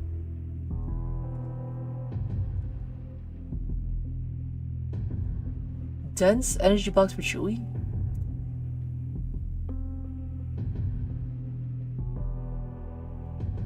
This aisle is crammed with chips, pasta, crackers, jerkies, and chocolate bars. All the usual stuff you don't look too closely. Next to the Doritos bags lies a pack of crystallized whales, resembling translucent stone lollipops. What the heck? I quickly scan the shelves. There's no blood here unless you count the dried stain on the nutritional bricks package. I need to go back. Not a sound. Where'd he go? Did he die? There was no sound of a fall. He needed to leave. I would have heard the footsteps. Where did my client go? Yep. I'm done for. I don't like any of this. In front of me are sections food for mouth. The coldest corner of the store. Large freezer chests and refrigerators, glass doors covered with frost. Next to the frozen pizza are gremlin cryo capsules, and among the buckets of ice cream, you can find flavors like minty tritium and liquid family. Oh my god. A huge freezer chamber.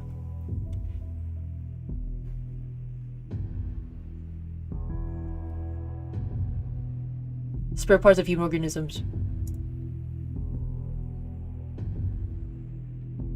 This section reeks of fermented horror. Glass jars filled with murky liquid, some of the shelves where exhibits float. I hope this is the right one. I try not to think about one of the containers holding a name tag that reads Kevin. Kevin, oh man.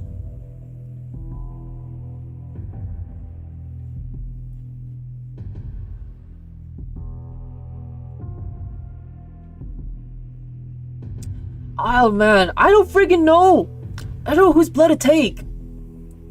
Let's see, blood of human organism Kevin, blood of human organism homeless, blood of human organism Michael. Taste efficient resource and artifact accumulation. High content of sheepdog or tuberculosis. Pick Kevin. Alright, I will go with Kevin then.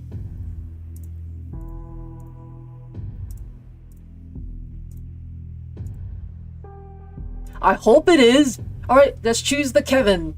I don't even understand why, but this blood looks profoundly sad. It probably tastes sadder than it appears. He abruptly lifts his head as I approach. Give me that knife now! He growled at me? He snatched his dinner from my hand so quickly that I didn't even have time to realize what happened.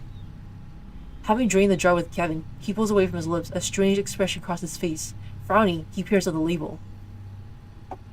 Well, you're just a poor, sad bastard, Kevin. I've never drank anything more pathetic in my life, and believe me, I once devoured a low-level office worker. The guy, dreamed his whole life of being useful to someone, but in the end, he turned out to be as useful as my snack. So, did his dream come true? Ha! Looks like it. So, I've drunk the blood of a virgin for the first time in my life. Honestly, it tastes worse than the usual stuff. I don't know what all these old-timers are so obsessed with. Cool that you found human blood. Good job. You're sharp.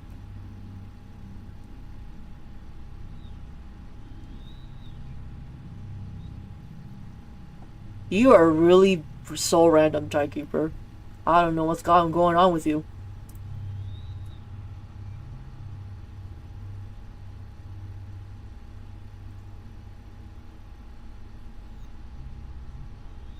Glad to please you, sir, and glad you're no longer going to eat me.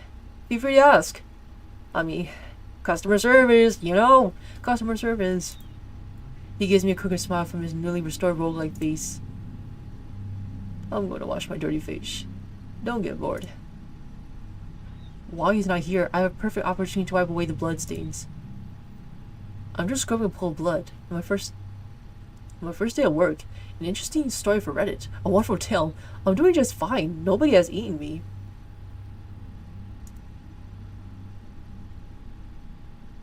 Did you just have your eye back? He's looking so much fresher with the second half of his face, although his expression still resembles that of a constipated owl. Okay, is this like your skincare routine thing? I'll just stand here for a while, okay? Take a little break. Besides, there's nobody here with you right now. And just so you know, if you try to contact the werewolves, I'll take your head and crush it like a walnut. I'm David, by the way. A vampire, as you may have guessed. Oh! It took me a long while to figure that out. Right, he just needs blood. He just needs blood. Vampires, they drink blood. I haven't thought of that sooner.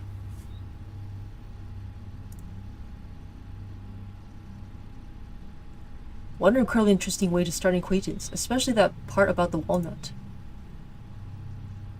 I'm Crystal, like Chappelle. Nice to meet you. Aang.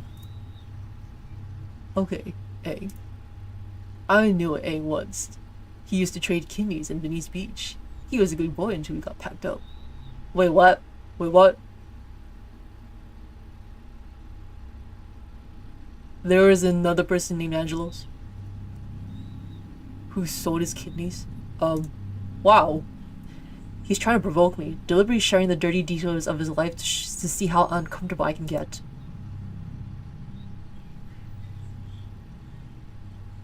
No kidneys for you.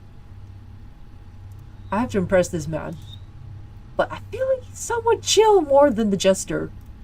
But still, I have to stay wary. No kidneys for you. Well, I don't know how I'll survive this. Probably harder to survive this than working in this place. He struck a nerve. No offense, but I think I know every place in this city where you can buy a kidney. It's doubly crappy that I don't need them anymore, unless I want to sell them too. I hope not. I don't know my I haven't checked my kidneys yet. But they're fine for now. I really don't know. No, I have a vampire here and he's regenerating. Wonderful. The main thing is not to accidentally blur out something wrong. I need to be friendly.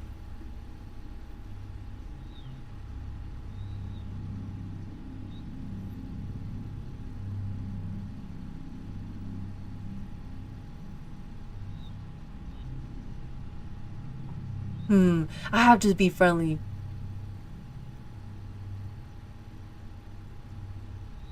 He's wearing a leather jacket.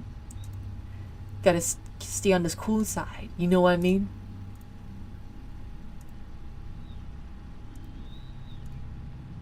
Since when do vampires wear leather jackets? Don't you guys prefer capes and ruffles anymore? Ruffles? What the is that? Oh, no ruffles. What even is that? Some French insult? His expression as if I suggested he wear a maid's outfit. Wait, what? Since when? He'll defend that worn leather monstrosity at the cost of his life. That's obvious. Ruffles are not just a piece of clothing. Their concentrated strike right at the core of his cool vampire persona. I don't wear any ruffles. I'm just 24 years old.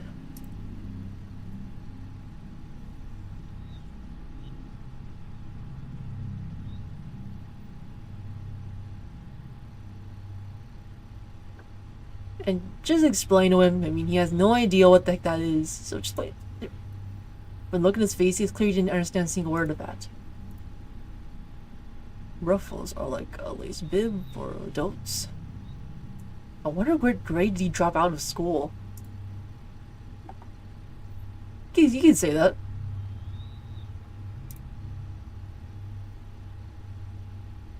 No ancient, old, and decrepit vampire will be caught dead in a bib in the 21st century. And I certainly won't.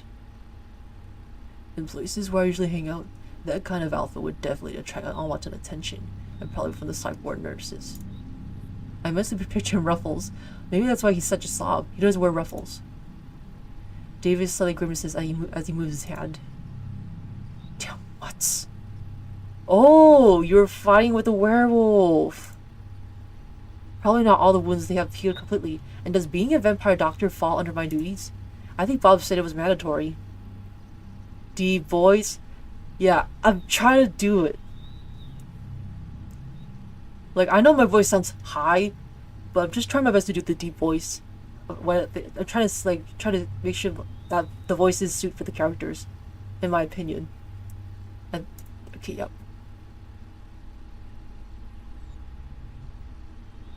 Yeah, don't. Yeah, obviously, when you're doing customer service, you don't say, "Oh, I have to help you because this is what the contract says." No, no, no. Just say, "Let me help. Let me help." Don't say that if you're in customer service. Let me help. He looks at me skeptically. The offer of help is probably so foreign and unexpected to him that it leaves him momentarily dumbfounded. Whoopsies. You. What? You want to play nurse? A flicker of confusion is replaced by something more intense.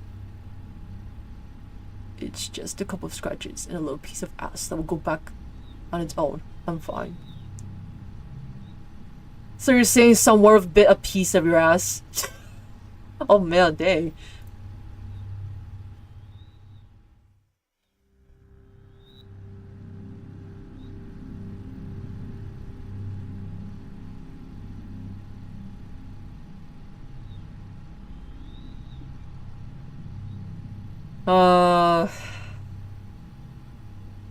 Should I?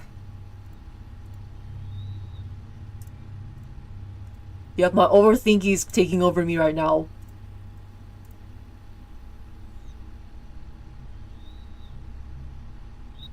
You mentioned werewolves. It's probably not just scratch. Let me try to help, okay? I give him a chance to save face. Now we're treating him not because he's a wimp, because he survived an epic battle. A direct blow to his ego. The guy immediately starts puffing up with pride. His eyes lit up. Uh-huh. I hope I didn't catch rabies. I hope you better not. I decide to remain silent about how he's already getting rabid. 4 against 1 in a narrow alley. You know, there's a myth about werewolves being damn noble, unlike us bloodsuckers. Well, that's a load of crap. One of them was hiding in a trash can, ready to jump out at me. My heart would have definitely stopped dead. If it even still beat, it would have just ripped apart from a freaking heart attack. I'm afraid I'll never be able to take out the trash again without fearing for my life. Judging by that distant look, he's plagued by flashbacks of what he's been through. David awkwardly moves his injured arm. Alright, hand over your first kit. I'm sure this will be the last pack I'll have to take down. There are way too many street dogs around these days. Damn you, go ahead. Get out your band-aids with Dr. Chocolate or whatever you're selling. David sheds his jagged shirt and t-shirt, then settles into a squeaky stool next to the counter. Whoa, that's a big scar you out there. Okay, some scratches here and there. He's about to face a serious trial, stay in a vulnerable position for a few minutes. For some reason, cruel fate hasn't made him claw-proof. He certainly looks like he's just thrown into a blender. Judging by those bullet scars, he has quite an interesting past. Or maybe he was attacked by werewolf cowboys with guns, most likely the former. Werewolf cowboys? By the way, I didn't know that corpses have doctors too. I thought the only doctor available to me now is the coroner. I'm rummaging through the necromancy kit that was sitting under the counter. It's a heavy military-style metal box with a faded label reading, "Kit for alternatively living organisms." Inside, besides standard bandages, there are some strange items. Silver tweezers, vials of thick glowing liquid, additional fingers, and of course, an instruction manual, cheap laminated brochure stained with something that looks like coffee. In the instructions, the first point states, determine whether you are dealing with a zombie. Ask your alternately living subject if they ever want to eat someone's brain. Huh?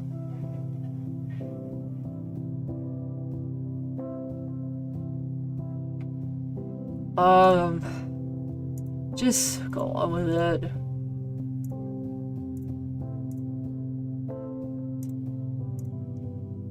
David's clearly not a zombie. Move on to the next point.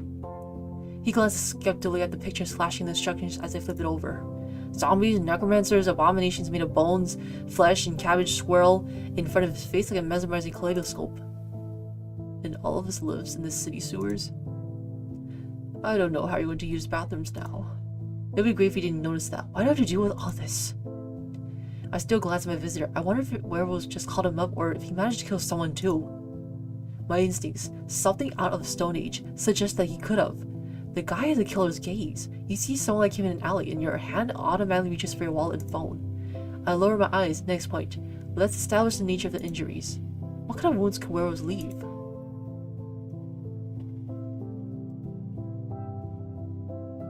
It's simple. You've got lacerations, claws, teeth, and a bit of saliva. Possibly very contagious. David listens to this with the pride of a true soldier. Every word feels like a medal for valor. Something like that. He said it as if he didn't care, but I know better.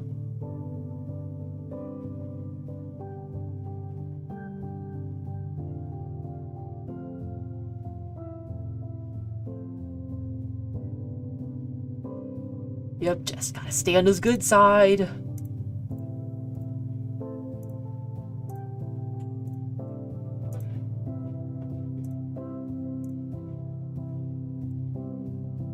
Showcase you out at the end. Wounds from a real rabbit beast, buddy. I'm dying of laughter. Are you being sarcastic?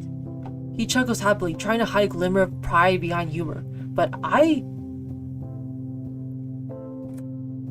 So yeah, basically, David, he took off his shirt so that I can tend to his wounds.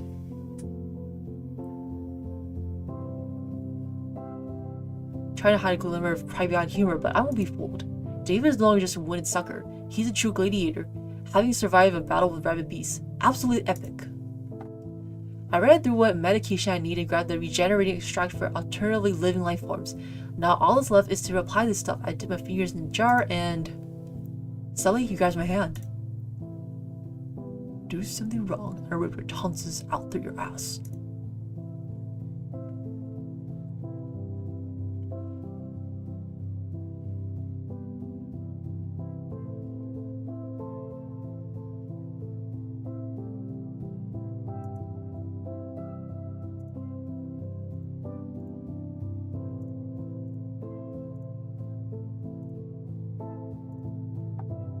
Allow me to do my job, sir. I'll be extremely careful.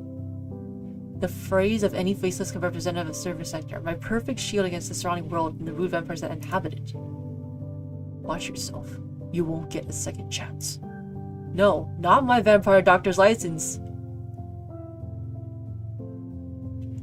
Yep, just a few. Not always. Pretty rare, right? So yeah, basically, David, he fought 4 werewolves in the alley somewhere, and he was severely injured, and so I gave him Kevin's blood, and then he somehow got better, but still some scars. I apply this black goo to the wound. A puff of steam rises from the wound, and the air starts smelling something is frying. It's probably very painful, but Dave remains calm. Not a single complaint, which is surprising. I hope it's not through Squid Manager. Well, we all hope for that, buddy. Be more careful. Yeah. My moves come slow and deliberate. I do everything cautiously, barely touching the skin around the wound, allowing him to get used to the sting. I can see the tense muscles in his back and shoulders relax slightly. He's still wound up, but relief is starting to wash over him. Naturally, no thank yous or pleases from him, but at least he's no longer threatening to do something to my ass every 5 seconds.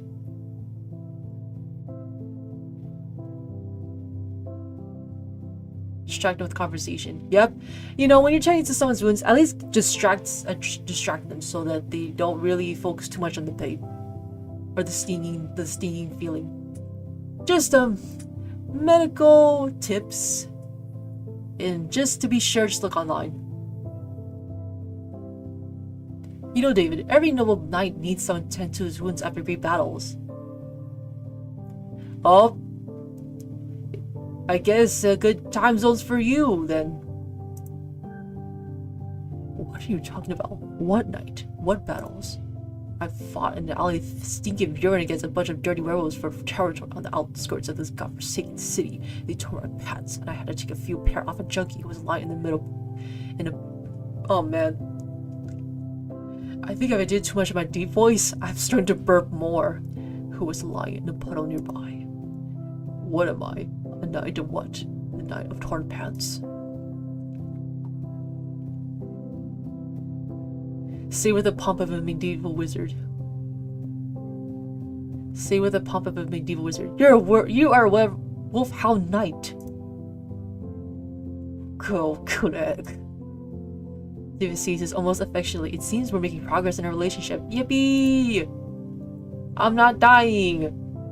I finish up. Surprisingly, the wounds really are healing. The scars won't beautify this man. And I think the medicine beautified this man even more. Because man, his skin is like glowing right now. Why are you doing all this? The question is asked in a stylish and serious tone. He's driving me crazy, even more than that clown from earlier, it seems.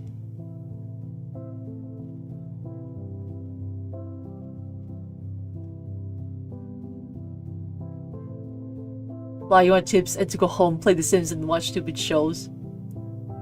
I mean, yeah, just tend to the wounds. Just want to help. Truth, you're an angel mercy with their gas station. Why? Dave is confused. His system believes action always equals benefit. I'm throwing a wrench into this flawless running mechanism.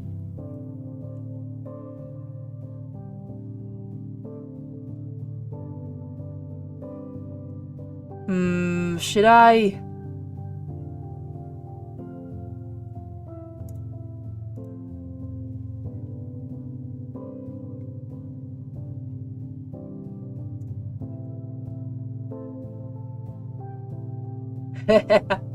Oh man.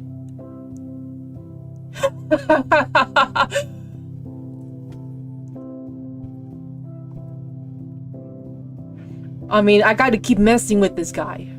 But I don't think he would even know what fetish means. I can't watch someone suffer. Yeah.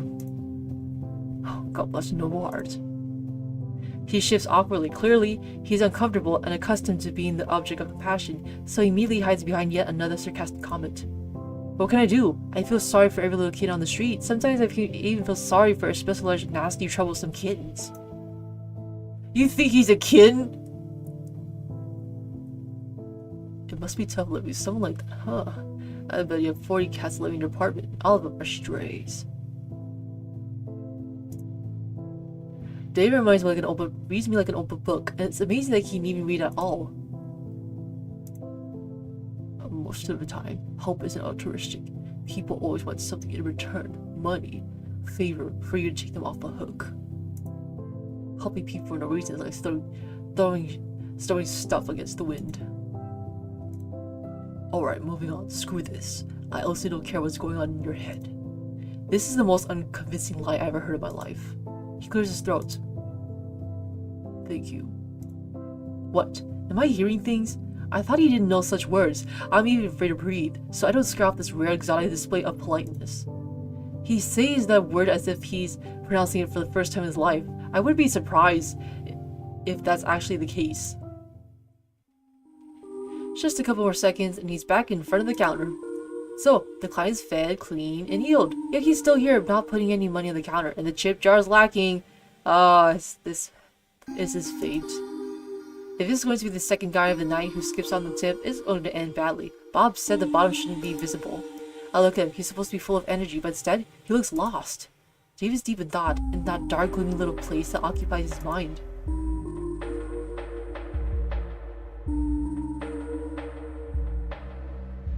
Can I do anything else for you, sir? Yeah. Put the damn money in. Well, I cannot just force the customers to put the money in. I'm not a robber. This seemingly simple question stumps him. David frowns, looks past me for a while before responding. Yeah, you can do something. Uh-oh. I don't like the feeling. I don't like this feeling. I'm curious about one thing. I haven't talked to a regular human in a long time. I wonder by regular human, does he mean extremely natural essence? I'm no vampire, werewolf, or thieving gnome. Or does he mean my lack of a criminal record, and absence of drug and alcohol dependency? Or maybe he's looking for the respective an ordinary worker, a working class person? A great caller. Does your face always look that funny when you think about something? I don't even get a chance to respond to his jab before he follows up. Let's conduct an experiment. Suppose you're now a free vampire, able to go wherever you want, do whatever you want. Where would you go? David looks at me expectantly.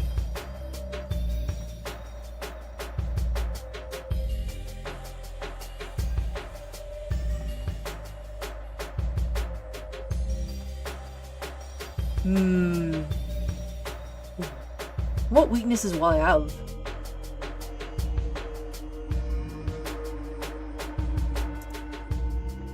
Well, no more Danny, no reflection mirrors. If you're ugly before, it's actually a bonus, right? Enter without invitation.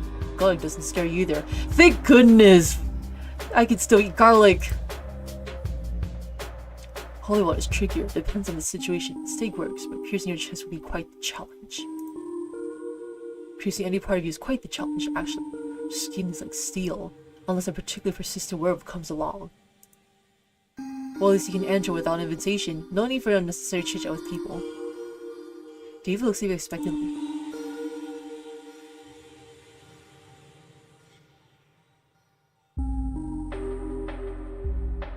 No, okay, I'm curious about the power. A whole lot. We're practically a superior league. I'm sure it never crossed your mind, but in reality, bloodsuckers can be way scarier than savvy in movies for girls. Looks like he's watched Twilight. Interesting. Ah, nice! Some of us not only drink human blood, but also capture people to experiment on them. They turn human bodies into a real nightmare of flesh and bones. Dr. Moreau can even imagine. And their vampire sorcerers can rip your soul out of your body and make you work for them eternally. Literally. Seems like I already have one of those sorcerers. His name is Bob. He's checking his bills. There he is. I wonder what industry that took David not to flinch. And there are those who can make your head explode, literally, just a glance. But not all of us are such wicked bastards. We don't have to kill a person to eat, just drink a little. Instead of gorging yourself to pay up the trouble. But some don't care. They just drain all the blood and splash it everywhere. The forensics team is baffled by that person turned to a sprinkler before dying. He seems to enjoy talking about how cool vampires are.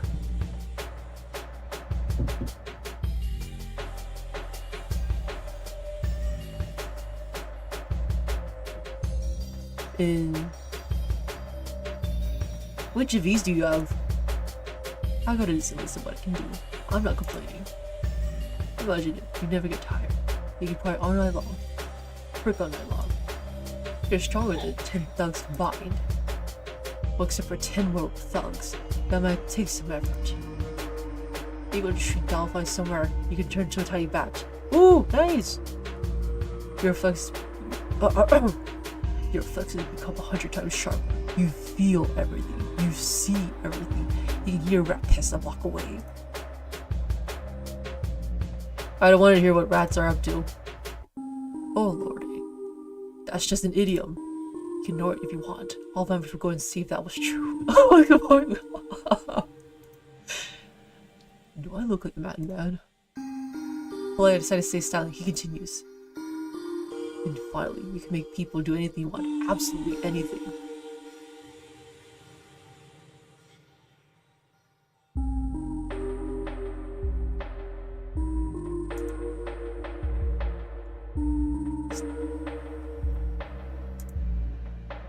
It's one thing to scare someone shirtless.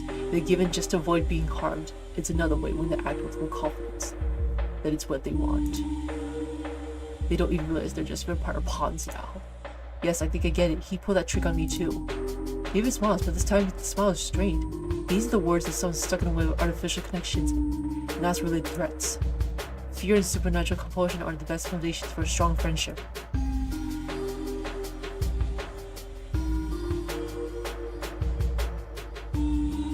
I get to chant friends for myself? Wonderful! May someone give me their wallet? He lets out a quiet chuckle. Well, not exactly friends. More like underlings. All good.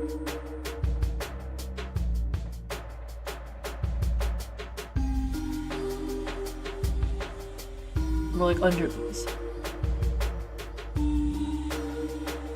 You can hatch all sorts of cunning plans with human politicians. Oh, well, pay no rent. That part sounds like music to my ears. He seems to enjoy talking about how cool vampires are.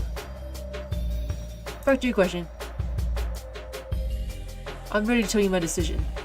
Excellent. He leans a little closer. Then suddenly, we hear a wolf howling. Oh.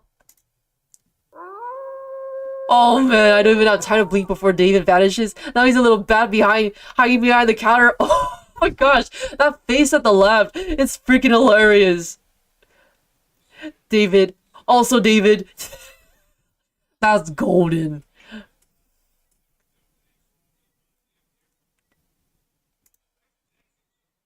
Listen up. Don't say anything about me. Sit tight and behave, or you feel incredibly crappy. Trust me, if you remember me out to that month, I'll find a way to get out and twist your head off. The threat in his voice is completely lacking. Mostly because this voice now comes from a very small, though angry bat. A werewolf. A werewolf is about to come here now. Oh, jeez Louise! The creature steps inside.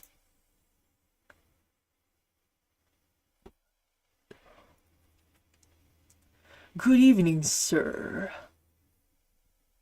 Yeah, David as a bat is freaking cute and hilarious. A low rumbling bass, surprisingly calm and friendly. I'm listening, sir. Apologies for this sudden intrusion, Edward. You can just call me Edward. You can just call me Eddie. We're chasing down a certain pest. You ever seen a vampire around here by chance, have you? You know, young, a bit scruffy, wearing a leather jacket. You see, here's the story. One of our packs simply took out a vampire siren's offspring a few hours ago. It was a tough battle. We suffered losses. We tried to track them and found one of them. Well, more like a pile of ash where he once lay. It seems one blood sucker off the other when he was weakened. Their family values are quite lacking. It seems patricide has occurred. David didn't tell me anything about it. Maybe that's why he had all those questions about vampirism. He was trying to get advice on where to go next after killing his creator, but in a completely idiotic way. You see, sir, vampires are parasites in the body of our society. They drink blood like mosquitoes, but like mosquitoes, they kill their victims by draining them dry. They languish in boredom with their mortality, and thus destroy human destinies, play with them, torment them, and derive a semblance of pleasure from their suffering. And the fact that David's glaring at them like, who am I to you? They are devoid of true feelings. I look at David, devoid of any feelings. He's shaking all over. So I would be extremely grateful for any help.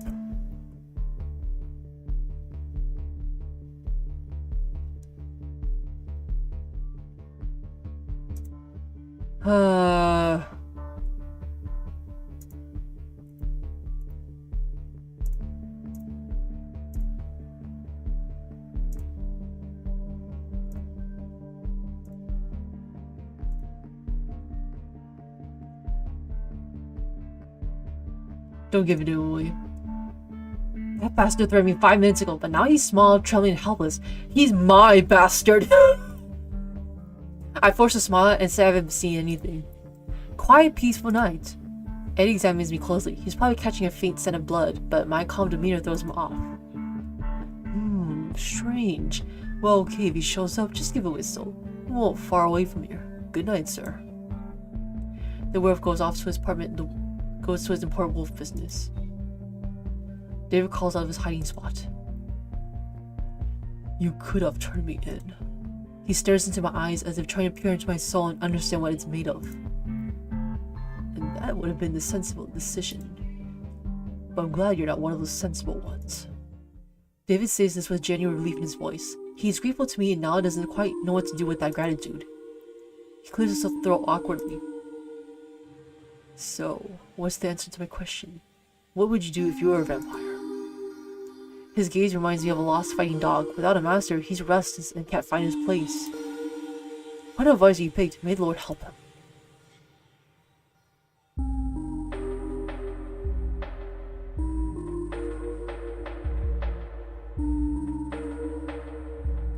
Honestly, I go with the first decision. He chuckles. Oh, still waters run deep and all that. Pity the road adventure led you to a stinky gas station. Maybe you're right. The waters are limited to this lousy town. He sees quietly, almost to himself, looking out the window of the dark, empty highway. As if he just remembered there's something beyond his cage of alleyways and gangland showdowns. Here, for future adventures. No way! He gave me tips! I'm surviving! Man, David, my man, thank you! David says goodbye and leaves. The gas station sinks into absolute silence. Well, that was quite an interesting encounter. I really could turn it in, but I didn't want to. I survived another visitor. It seems I'm starting to get used to this job. Wiping off the sticky residue, hoping it was just spilled soda from the counter, I suddenly hear the crunch of gravel outside. Hooves? This is definitely not another vampire. Yep, he's the savior. Oh man. Thank goodness. I'm just being me. And you just walk to the side. This is definitely not another vampire. The stranger leans against the counter, trying to look casual, but the way his tail twitches betrays his nervous tension. I feel like this is an incubus, so I had to come up with this like a seductive voice. Hey. He clears his throat. Hello, pretty boy. My name is Victor. Are your parents pirates by any chance?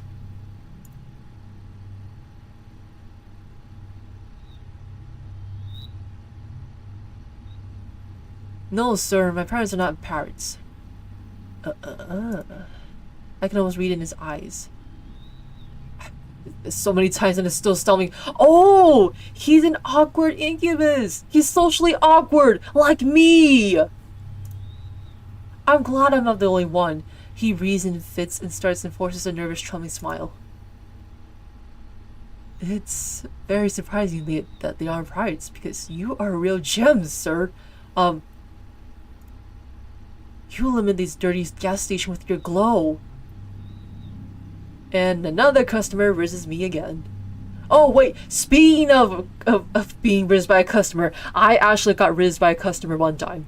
So I was just doing during my workplace, I was just doing my thing, and then this lady, I was just helping her. She just winked at me and said, "You're the only one for me." I really don't know if that's if she's referencing something or she's just like doing platonic riz.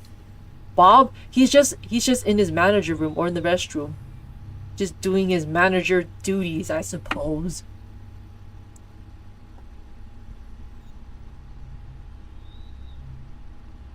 But then yeah, I was like, oh.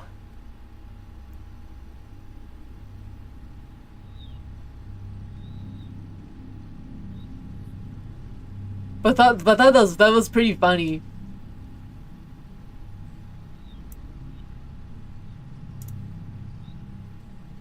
I mean, you clean it very well. This is not a complaint to you. It's just, forget it. You are a gem.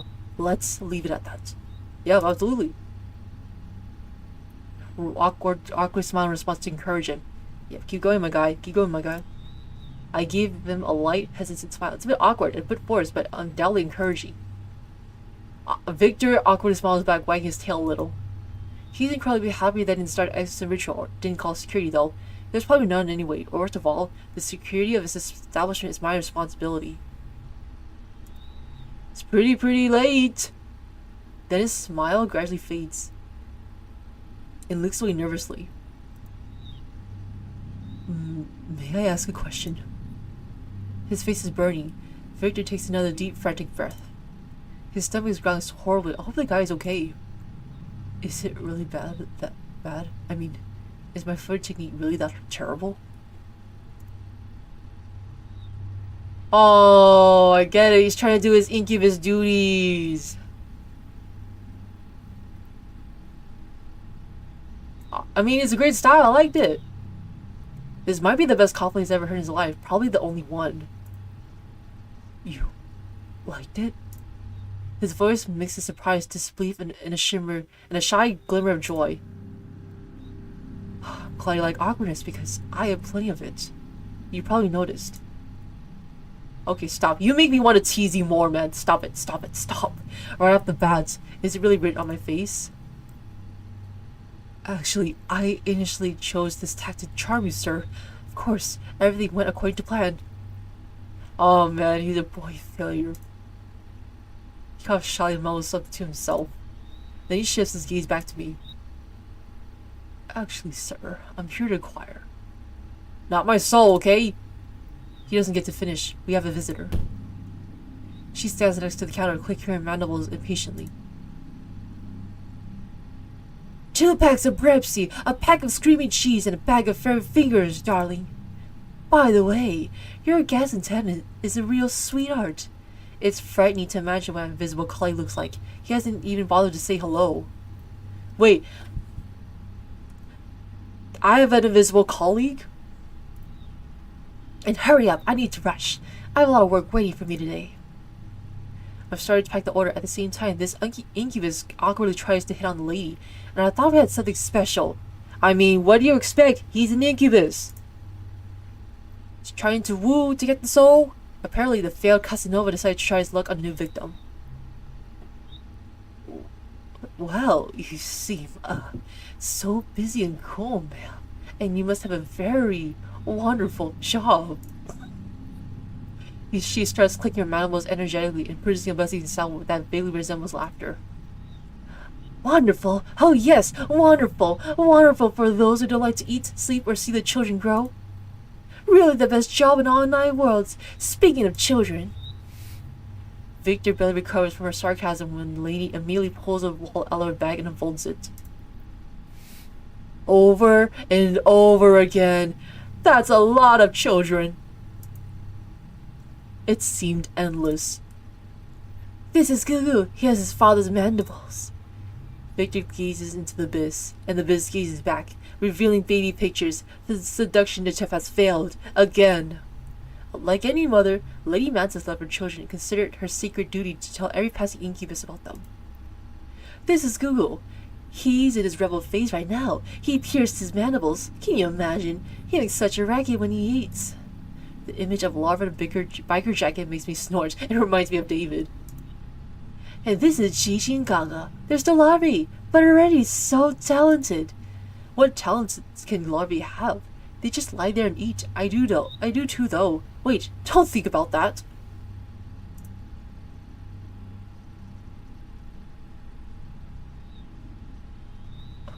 You have very beautiful children, ma'am. Oh, 20 of them. Incredibly cute. 20! I mean, what? I mean, yeah, of course, insects. They do, like, they're pretty much many countless babies.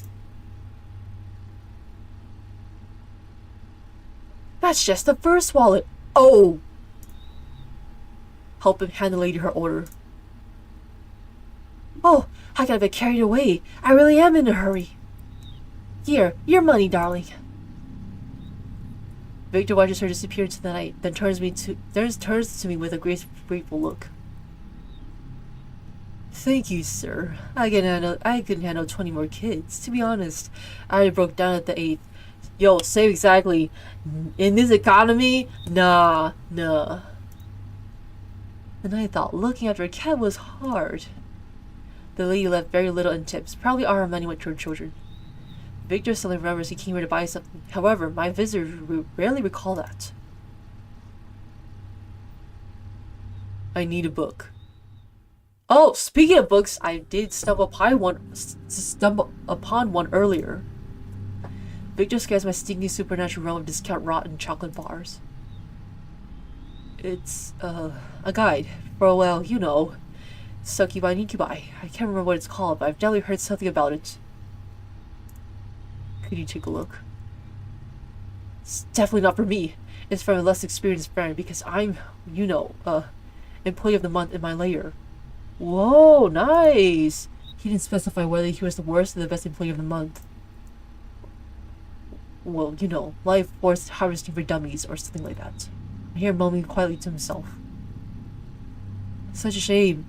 I should have just stayed home and rewatched Ellen Kelly for the 10th time. Oh, that's you saying it. My bad. I'm heading to the storage room. Just a few hours before I was rushing around here looking for blood for a very hungry monster. Now all these vials, eyes, and tentacles seems less ominous. Their mouths and eyes and noses look so the same. Is that so? I think they look similar. Yeah, they do look similar. I think they're different. I think they're different. A gigantic dead moth lies on top of one of the boxes. Perhaps just very tired. I rummage through the book section. Deep between baboon metaphysics and limits of patience of your dead servants, I find the desired volume. I come back from the storage room, holding this forbidden, mind-bending treatise titled Everything You Ever Want to Know About Demons and Everything You Didn't Want to Know About Them. Wow, this is definitely better than those PDF guides from various sites for, never mind who. Clearly not for the whole family. Let's study it. Study? I'm working, sir. Yes, it would be very unusual if you just paid me, tipped me, and move along. I expect too much from this life. Topic, do you know Danny's World? Oh yes, I know what Danny's World. I used to play it, but then I decided to just try out other games. Yeah, I played it before. But in fact, this will be an entertaining educational lesson. It certainly won't be necessary. And yeah, I don't plan to stream me more playing Danny's World anymore. Oh, new update. That's nice. Yeah, but I don't think I will look further into that for now. And it's been a long while since I played that game. But in fact, this will be an entertaining educational lesson. It certainly won't be unnecessary. And the guy looks like those pictures are enough to make him faint. The sooner this is over, the sooner I can send him on his way. Whoa, we're close now. Wow. We find a cozy spot next to the counter. I pull the grimoire closer. I open the book, and the pages, yellowed and brittle with age, release a cloud of dust and indecent, horrifying desires. The sleep paralysis and... interesting. Incubi, the nature of the tempting rogue, who's of desire. Yeah, personal space, bro. Most of like those love interests, they don't really know personal space. You gotta ask me first.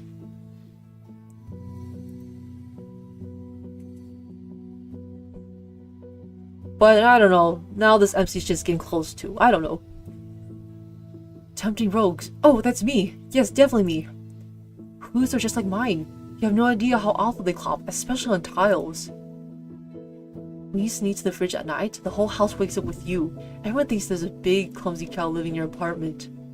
Oh man, I guess there are some disadvantages with hooves. If you live with someone, they know what you're up to. Just hearing from your steps, just hearing from your footsteps.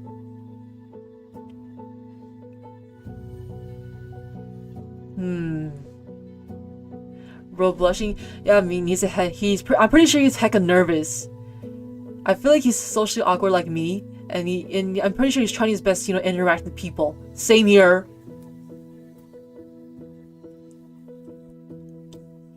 Because I do get nervous if I thought I'd fudge up. I don't think he's the sleep paralysis. I think they really are incubus. They're all purple. Oh, you're right. All incubi really are purple. I thought my skin color was just some kind of coincidence. You know, like when you create a character in a video game and just spin the color wheel until you stumble upon something weird. He gives me a cautious look as if not entirely sure about the coolness of his purple hue. Bro, same. So that's why that's why I have to keep myself just keep my cooldown, and just go with the flow.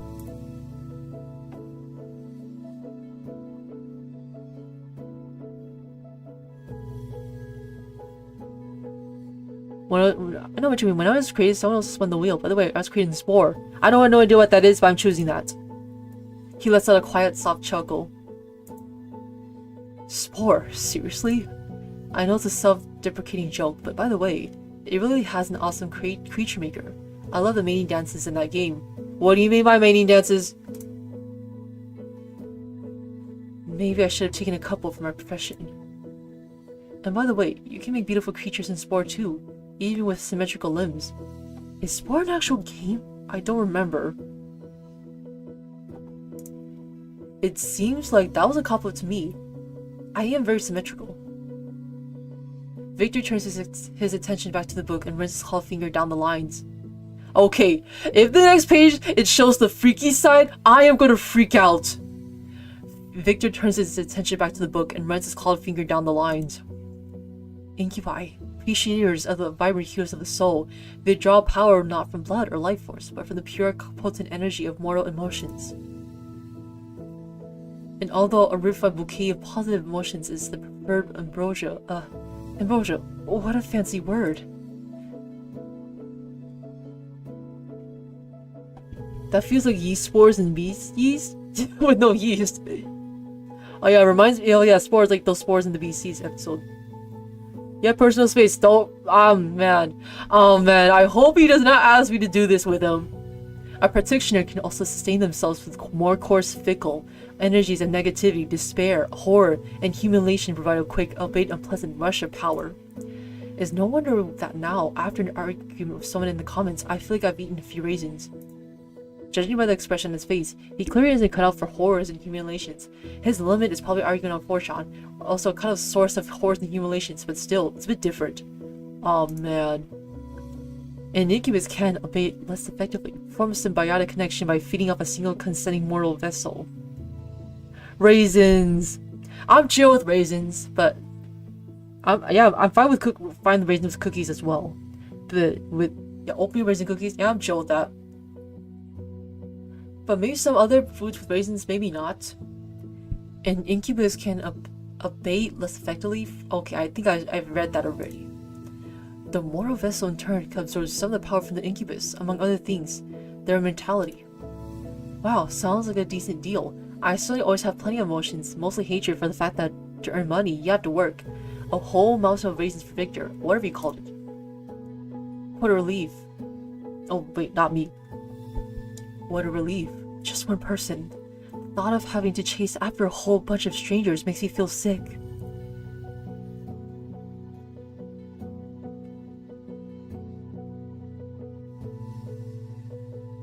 But I love communicating. Well, sometimes. Oh, well, it's cool when you get along with people.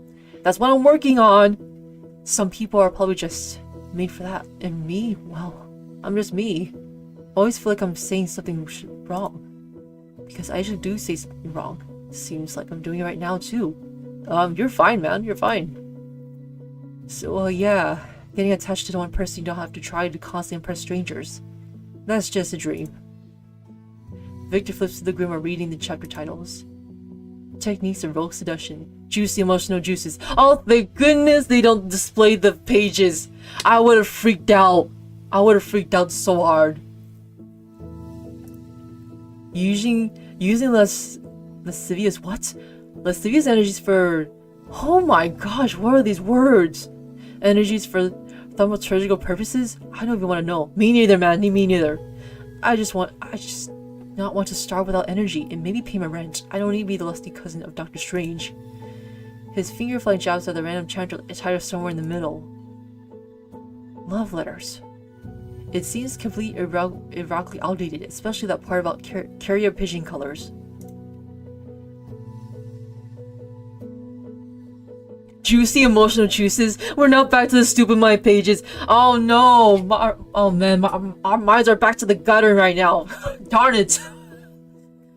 When I read those words, I know exactly what they mean.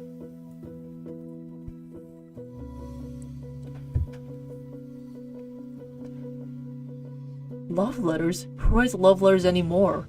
This should apply to text messages now, right? But this is a good start. Let's work on this before moving on to more complex seduction methods. He pulls out a pen from somewhere, a cheap ballpoint with a little anime cat charm on the end. I hand him a grease-stained napkin, like everything in this rotten place. The book says convey aching adoration and hint of forbidden desire. Victor starts scribbling something on the napkin. What the heck was that?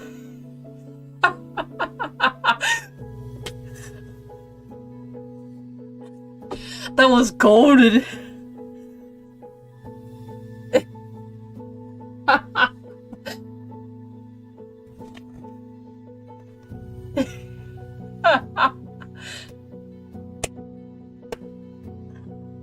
Oh.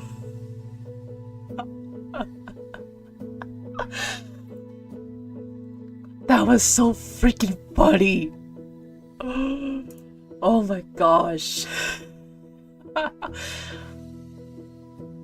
I'm pretty sure that has to be a meme somewhere. Oh man, that was so freaking funny if you have that as your profile picture. This conveys achy adoration perfectly. You're doing it right, man. You're doing it right. You're doing it right.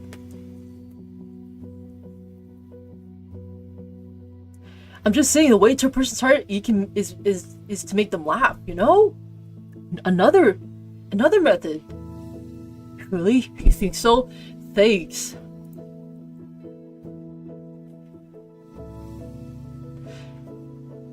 I mean, it's obviously a silly picture. No, it's a silly good meme. But it's a lot of layers of meaning, you know? Oh yeah, absolutely. I could see that. It's like it's saying, I'm just a humble being unworthy of gaze, but I'm supported only by crumbs of your attention. There you go! There you go! There you go! Victor continues to flip through the book, recognizing the desires of the vessel. He scans the first few lines of the text. It's all about observing subtle hints and interpreting body language and engaging in candid conversations to uncover the special nature of mortal carnal desires.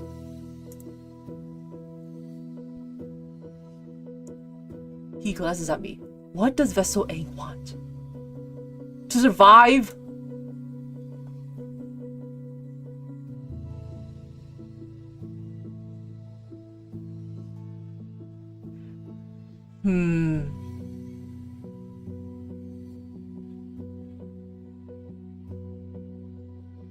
I think it's a sign that you're being really sleepy.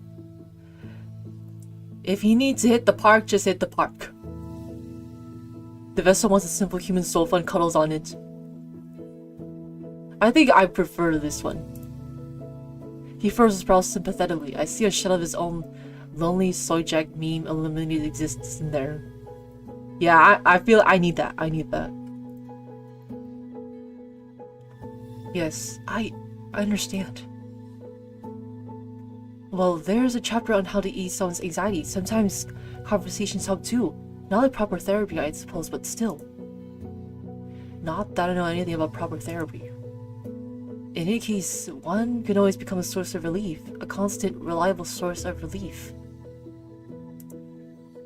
Or at least take out your trash. Sometimes that's the most titanic burden to bear. Just don't look at me like that. Don't say, sometimes I'm the kind of trash that needs to be thrown out. That's not true. Exactly. Me too, Divekeeper, me too. What? No, I would never. Would I? We continue to study this villainous seduction manual. The art of verbal seduction is simply flattery. Flattery! I'm sorry. To his surprise, Victor finds no mention of the fact that pirate compliments work on living people. We examine the first paragraph, where words are labeled as keys to the treasure chest of the heart. And flattery is described as a powerful aphrodisiac for the ego. It's all very dramatic, but the main idea is quite simple. Say nice things, don't say unpleasant things. This is definitely outdated. If I tell someone that his eyes are double gateways to the... How do I pronounce that? I'll definitely get sprayed with pepper. And this? Good lord. When I kiss you, I tremble like a paralyzed beggar. How's that even supposed to work? No, that's too much even for me.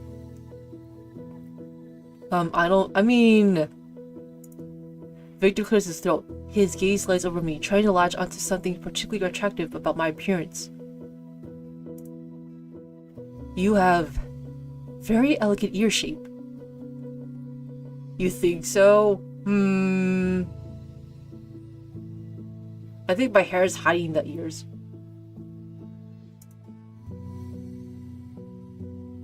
I was supposed to be about to say though, you. Do I? Heck yeah, man. Oh man, I feel like out of these two, I vibe with you most, Victor. Thank you. They're very nimble now. Yep, he's a nervous boy. I vibe with him. I vibe with Victor more. Thank you. They're very nimble now. But there's no instruction for when someone compliments you back. Probably don't blush, and that's something I didn't manage. He takes a deep breath, gathering his courage for another compliment. Actually, you seem so calm and collected.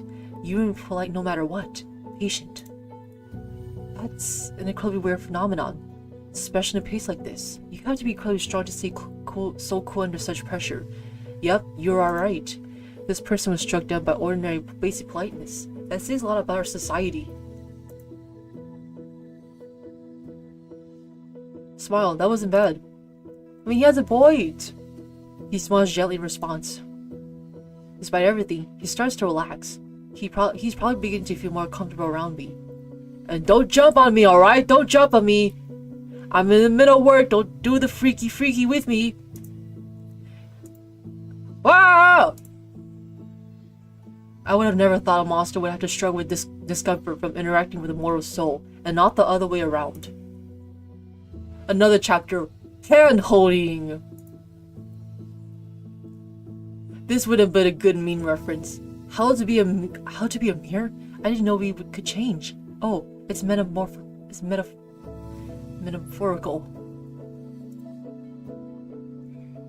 The text describes the principle of mirroring subtly, borrowing mannerisms, speech patterns, and even express opinions of the victim to create a sense of closeness and understanding. The freaky? I hope not! I'm in the middle of work! Speech patterns and even express opinions of the victim to create a sense of closeness and understanding. The path of least resistance to gaining moral attachment. Oh no, what about all that stuff about just be yourself and everything will work out? My mom lied to me, didn't she? Nah, she didn't. Similar interests. What do other people like? Football and the weather? Football? Definitely not anime and Dark Souls. Discussing the brilliant soundtrack of Silent Hill with people is a bad idea, that's for sure. Listen, buddy, I want to play the Silent Hill too! That's how my friends are to me at school. As a joke. Oh, I'm sorry to hear that. No, I'm sorry to hear that, but Oh, okay. Yeah, someday I want to play Silent Hill. If I have the budget.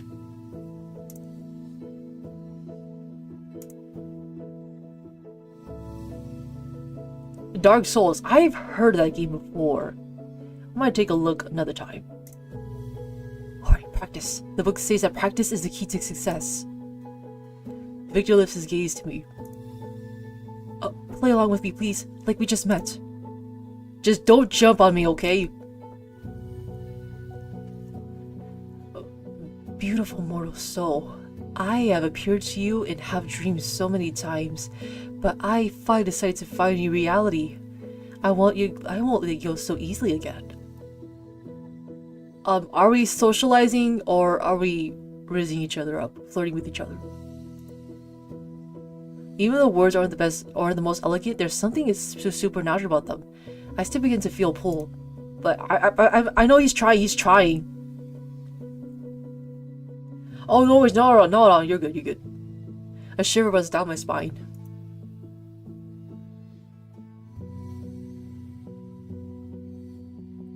Come on, you don't have to pretend to get close to someone to... I love to talk about Silent Hill soundtrack. He's in love. I don't think so. I think he's trying his best to socialize.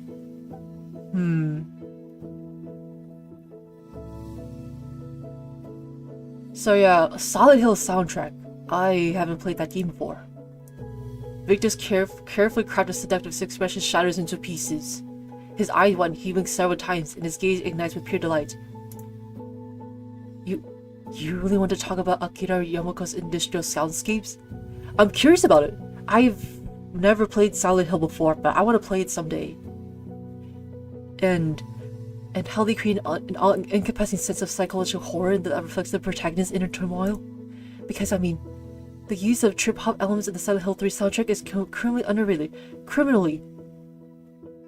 Alright, Silent Hill 3 is there. Of course. Oh, I mean, yes, mortal, your interest in such esoteric melodies is quite intriguing. He chuckles softly. His eyes look like hearts, but that's his pupils. I mean, I have not paid attention to that. But you're right, pretending is very exhausting. You can never truly be close to someone if you're always pretending. Though, I don't really need that, do I? I just need juicy, sweet emotions. Well, who am I kidding? I'm the most pathetic incubus in the world. I need more than just that. He slipped through the tree chest a bit longer before letting out a sigh.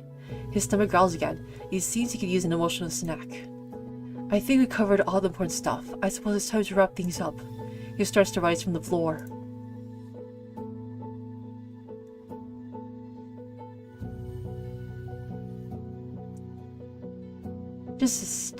I think let that guy be.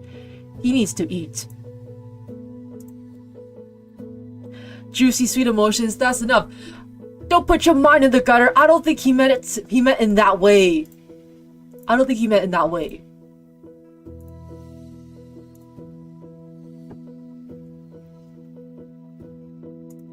See nothing. He claps his way to the counter. Well, to be honest, I didn't really understand much. Those chapters are so strange. He lets out a quiet chuckle. Why is the music changing? But you know what? It was great.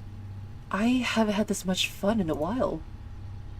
I think I even ate properly. Finally, positive energy. I mean, thanks for the lunch. I'm not sure if I need to pay for that too, but I'll leave some money just in case. You drained some of my energy? His tail twitches awkwardly. I haven't really interacted with people since college killed my will to live. Bonnie, you have no idea how I felt that way. It felt strange not to feel like such an idiot around someone. Thank you very much. He tosses some money into the jar, then takes a deep breath and adds. And, maybe someday we could, well, hang out together. Not as a lesson, just play some silly games, like friends. Oh, heck yeah, man. I'm up for it. Okay, buddy, I'll think about it. Cool. Well, good luck with the rest of your shift, eh? It was nice to meet you. Yeah, I think I prefer Victor out of these two. The gas station returned to silence, broken only by the hum of refrigerators and my own too loud thoughts. But I really don't know if this is his act to, you know, be like all shy and nervous around me. Yep, I rather vibe with Victor more than David and I think Damon. Yeah, Damon. Yeah, Damon scares the crap out of me, and I already turned into a gnome, so I didn't survive. I'm too bored for Damon. David, well, yeah, sort of. I could vibe with him, but if he needs blood constantly, that would be trouble, and I'll be dead. And Victor, okay, maybe I might vibe with him, but if he needs my energy, I also have to be careful, and it's important to set boundaries. So, crazy god, a vampire thug, and a shy incubus walk into a gas station. Sounds like a start of a really bad joke. My life is now a joke. Just great. I just want to pay my bills. I didn't sign up for interdimensional quarrels and therapy sessions for the undead. But, on the other hand, I was needed, and I wasn't turned into a piece of furniture. By the standards of this night, that's a resounding success. I cautiously glanced at the door to Bob's office. There was a low guttural humming like a giant disgruntled computer tower working inside.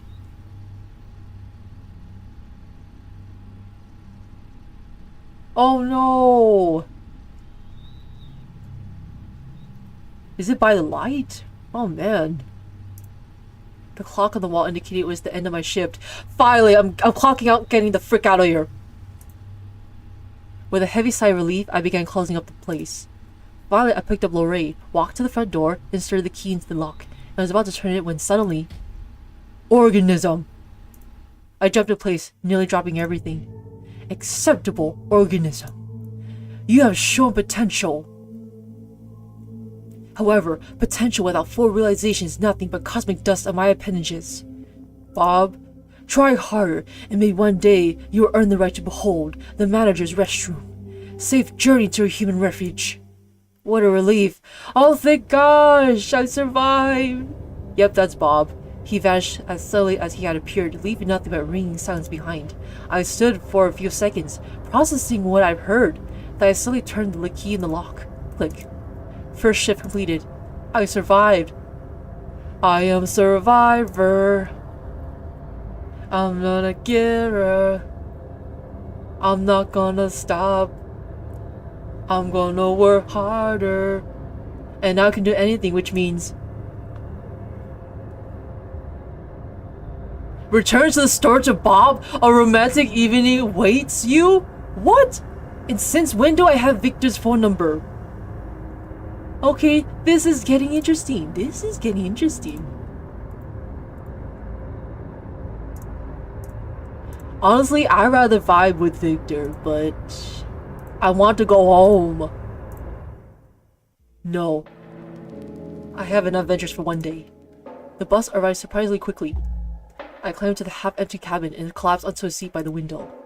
Outside, the waking city rode by. Ordinary people heading to ordinary jobs, none of them selling discount raw or fending off vampires. My pixie retreat never felt so homely and cozy. The familiar creak of floorboards, the smell of dust and cheap coffee. All seemed heaven-sent. I didn't even bother with dinner, just shrugged off my clothes and fell into my bed. Soft, familiar, free of tentacles and ectoplasm. No monsters, no threats, just silence. And pleasant nightmarish dreams. Alright, let's see what happens if I interacted with the manager and Victor. Because, yeah, I vibe well with Victor. And the fact that I didn't have, Damon's and David's route shows that I didn't put much, yeah, let me load to where I was at. Let's see. I want to see the manager route. I'm curious. I'm low-key curious. Oh no, Mr. Manager, we're not saying goodbye just yet. I'm just curious. I head back to the gas station and push open the door to his office. In the middle of the room. Oh no. buried on the floors and invoices, stood a gigantic, ridiculous canopy bed, and on it, surrounded by rose petals, reclined Bob! Or rather, he wasn't just lying there, he was posing. One tentacle coldly supported his spherical body where a human's chin would be. Others were elegantly draped over the silk sheets. Oh! His numerous eyes blinked slowly, focusing on me. Ah, organism, I was expecting you so soon. His voice has always boomed in my head, but now it had sultry undertones? But since you're here, one tentacle slowly and seductive beckoned me forward. Oh! I propose we spend the evening in romantic engagement, with studying boy Bibbo Cambridge closure schemes. I took a step into the office and slowly closed the door behind me. Oh my gosh. That's friggin' hilarious.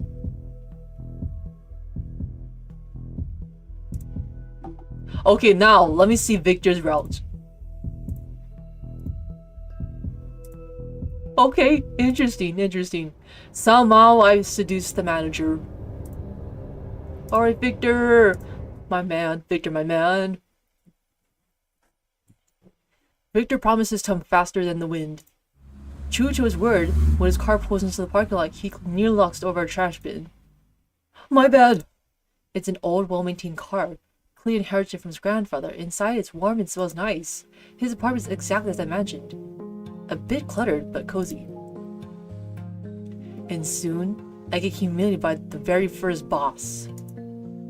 Victor, sitting next to me, laughs. Wait, that's me at the right? Ooh! Oh, we're playing video games together! It's not that you're bad at this, as you say. Let's just say that it's just that I'm a nerd with a whole lot of free time. His fingers glide effortless over the buttons. I felt at ease. For the first time in a long while, no fear, no tension. Just two people playing video games.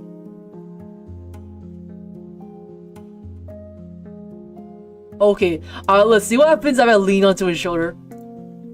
Like, I'm rooting for the MC and Victor to be together. Lean back, watching him play. A friend. I now have an incubus friend. The thought was so ridiculous, yet wonderful that I couldn't help but smile. Victor, noticing this too, smiled too. You know, I'm so happy that I'm not completely alone anymore. Of course, not alone. Now he has me and my insane, infernally monstrous screams I make every time I fail to dodge in a video game. Something very interesting is definitely happening with my life. Alright, now what happens if I lean on his shoulder?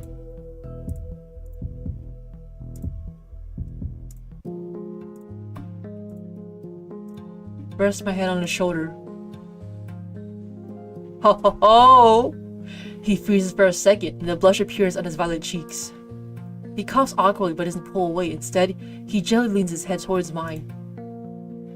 Hey, you made me so happy in just one evening, and I'll do everything I can to make you happy. I close my eyes, listening to the quiet clicking of buttons. An incubus partner. My partner is an incubus. Wait. But you two just met today. Yeah, well, of course. And he's better at Souls-like games than I am for now. Something very interesting is definitely happening with my life. Yep, I rather have the FC go end up with Victor. Alright! I survived! Died only once. I don't want to say this, it might make you uncomfortable. Like what? Say it.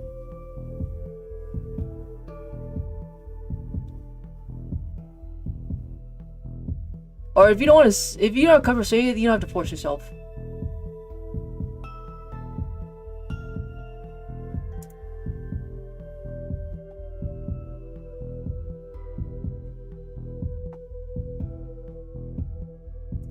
Yes, it is gay.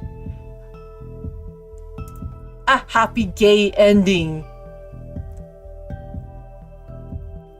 I mean, of course, we're both. I mean, I'm the male who sees the incubus. We're both gay. We're happy gays.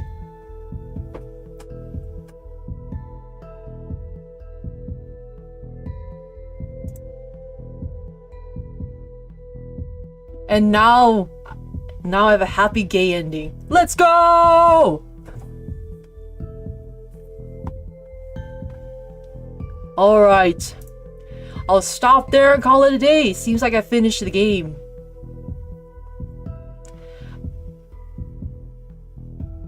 Bro is so funny.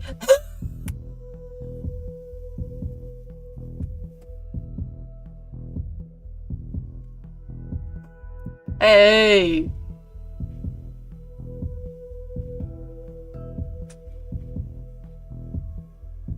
Okay, I'll call it a day. Thank you for stopping by, watching me play Don't Eat the Cashier. And I hope you all have a good one. Alright, take care, adios, otsue, bye!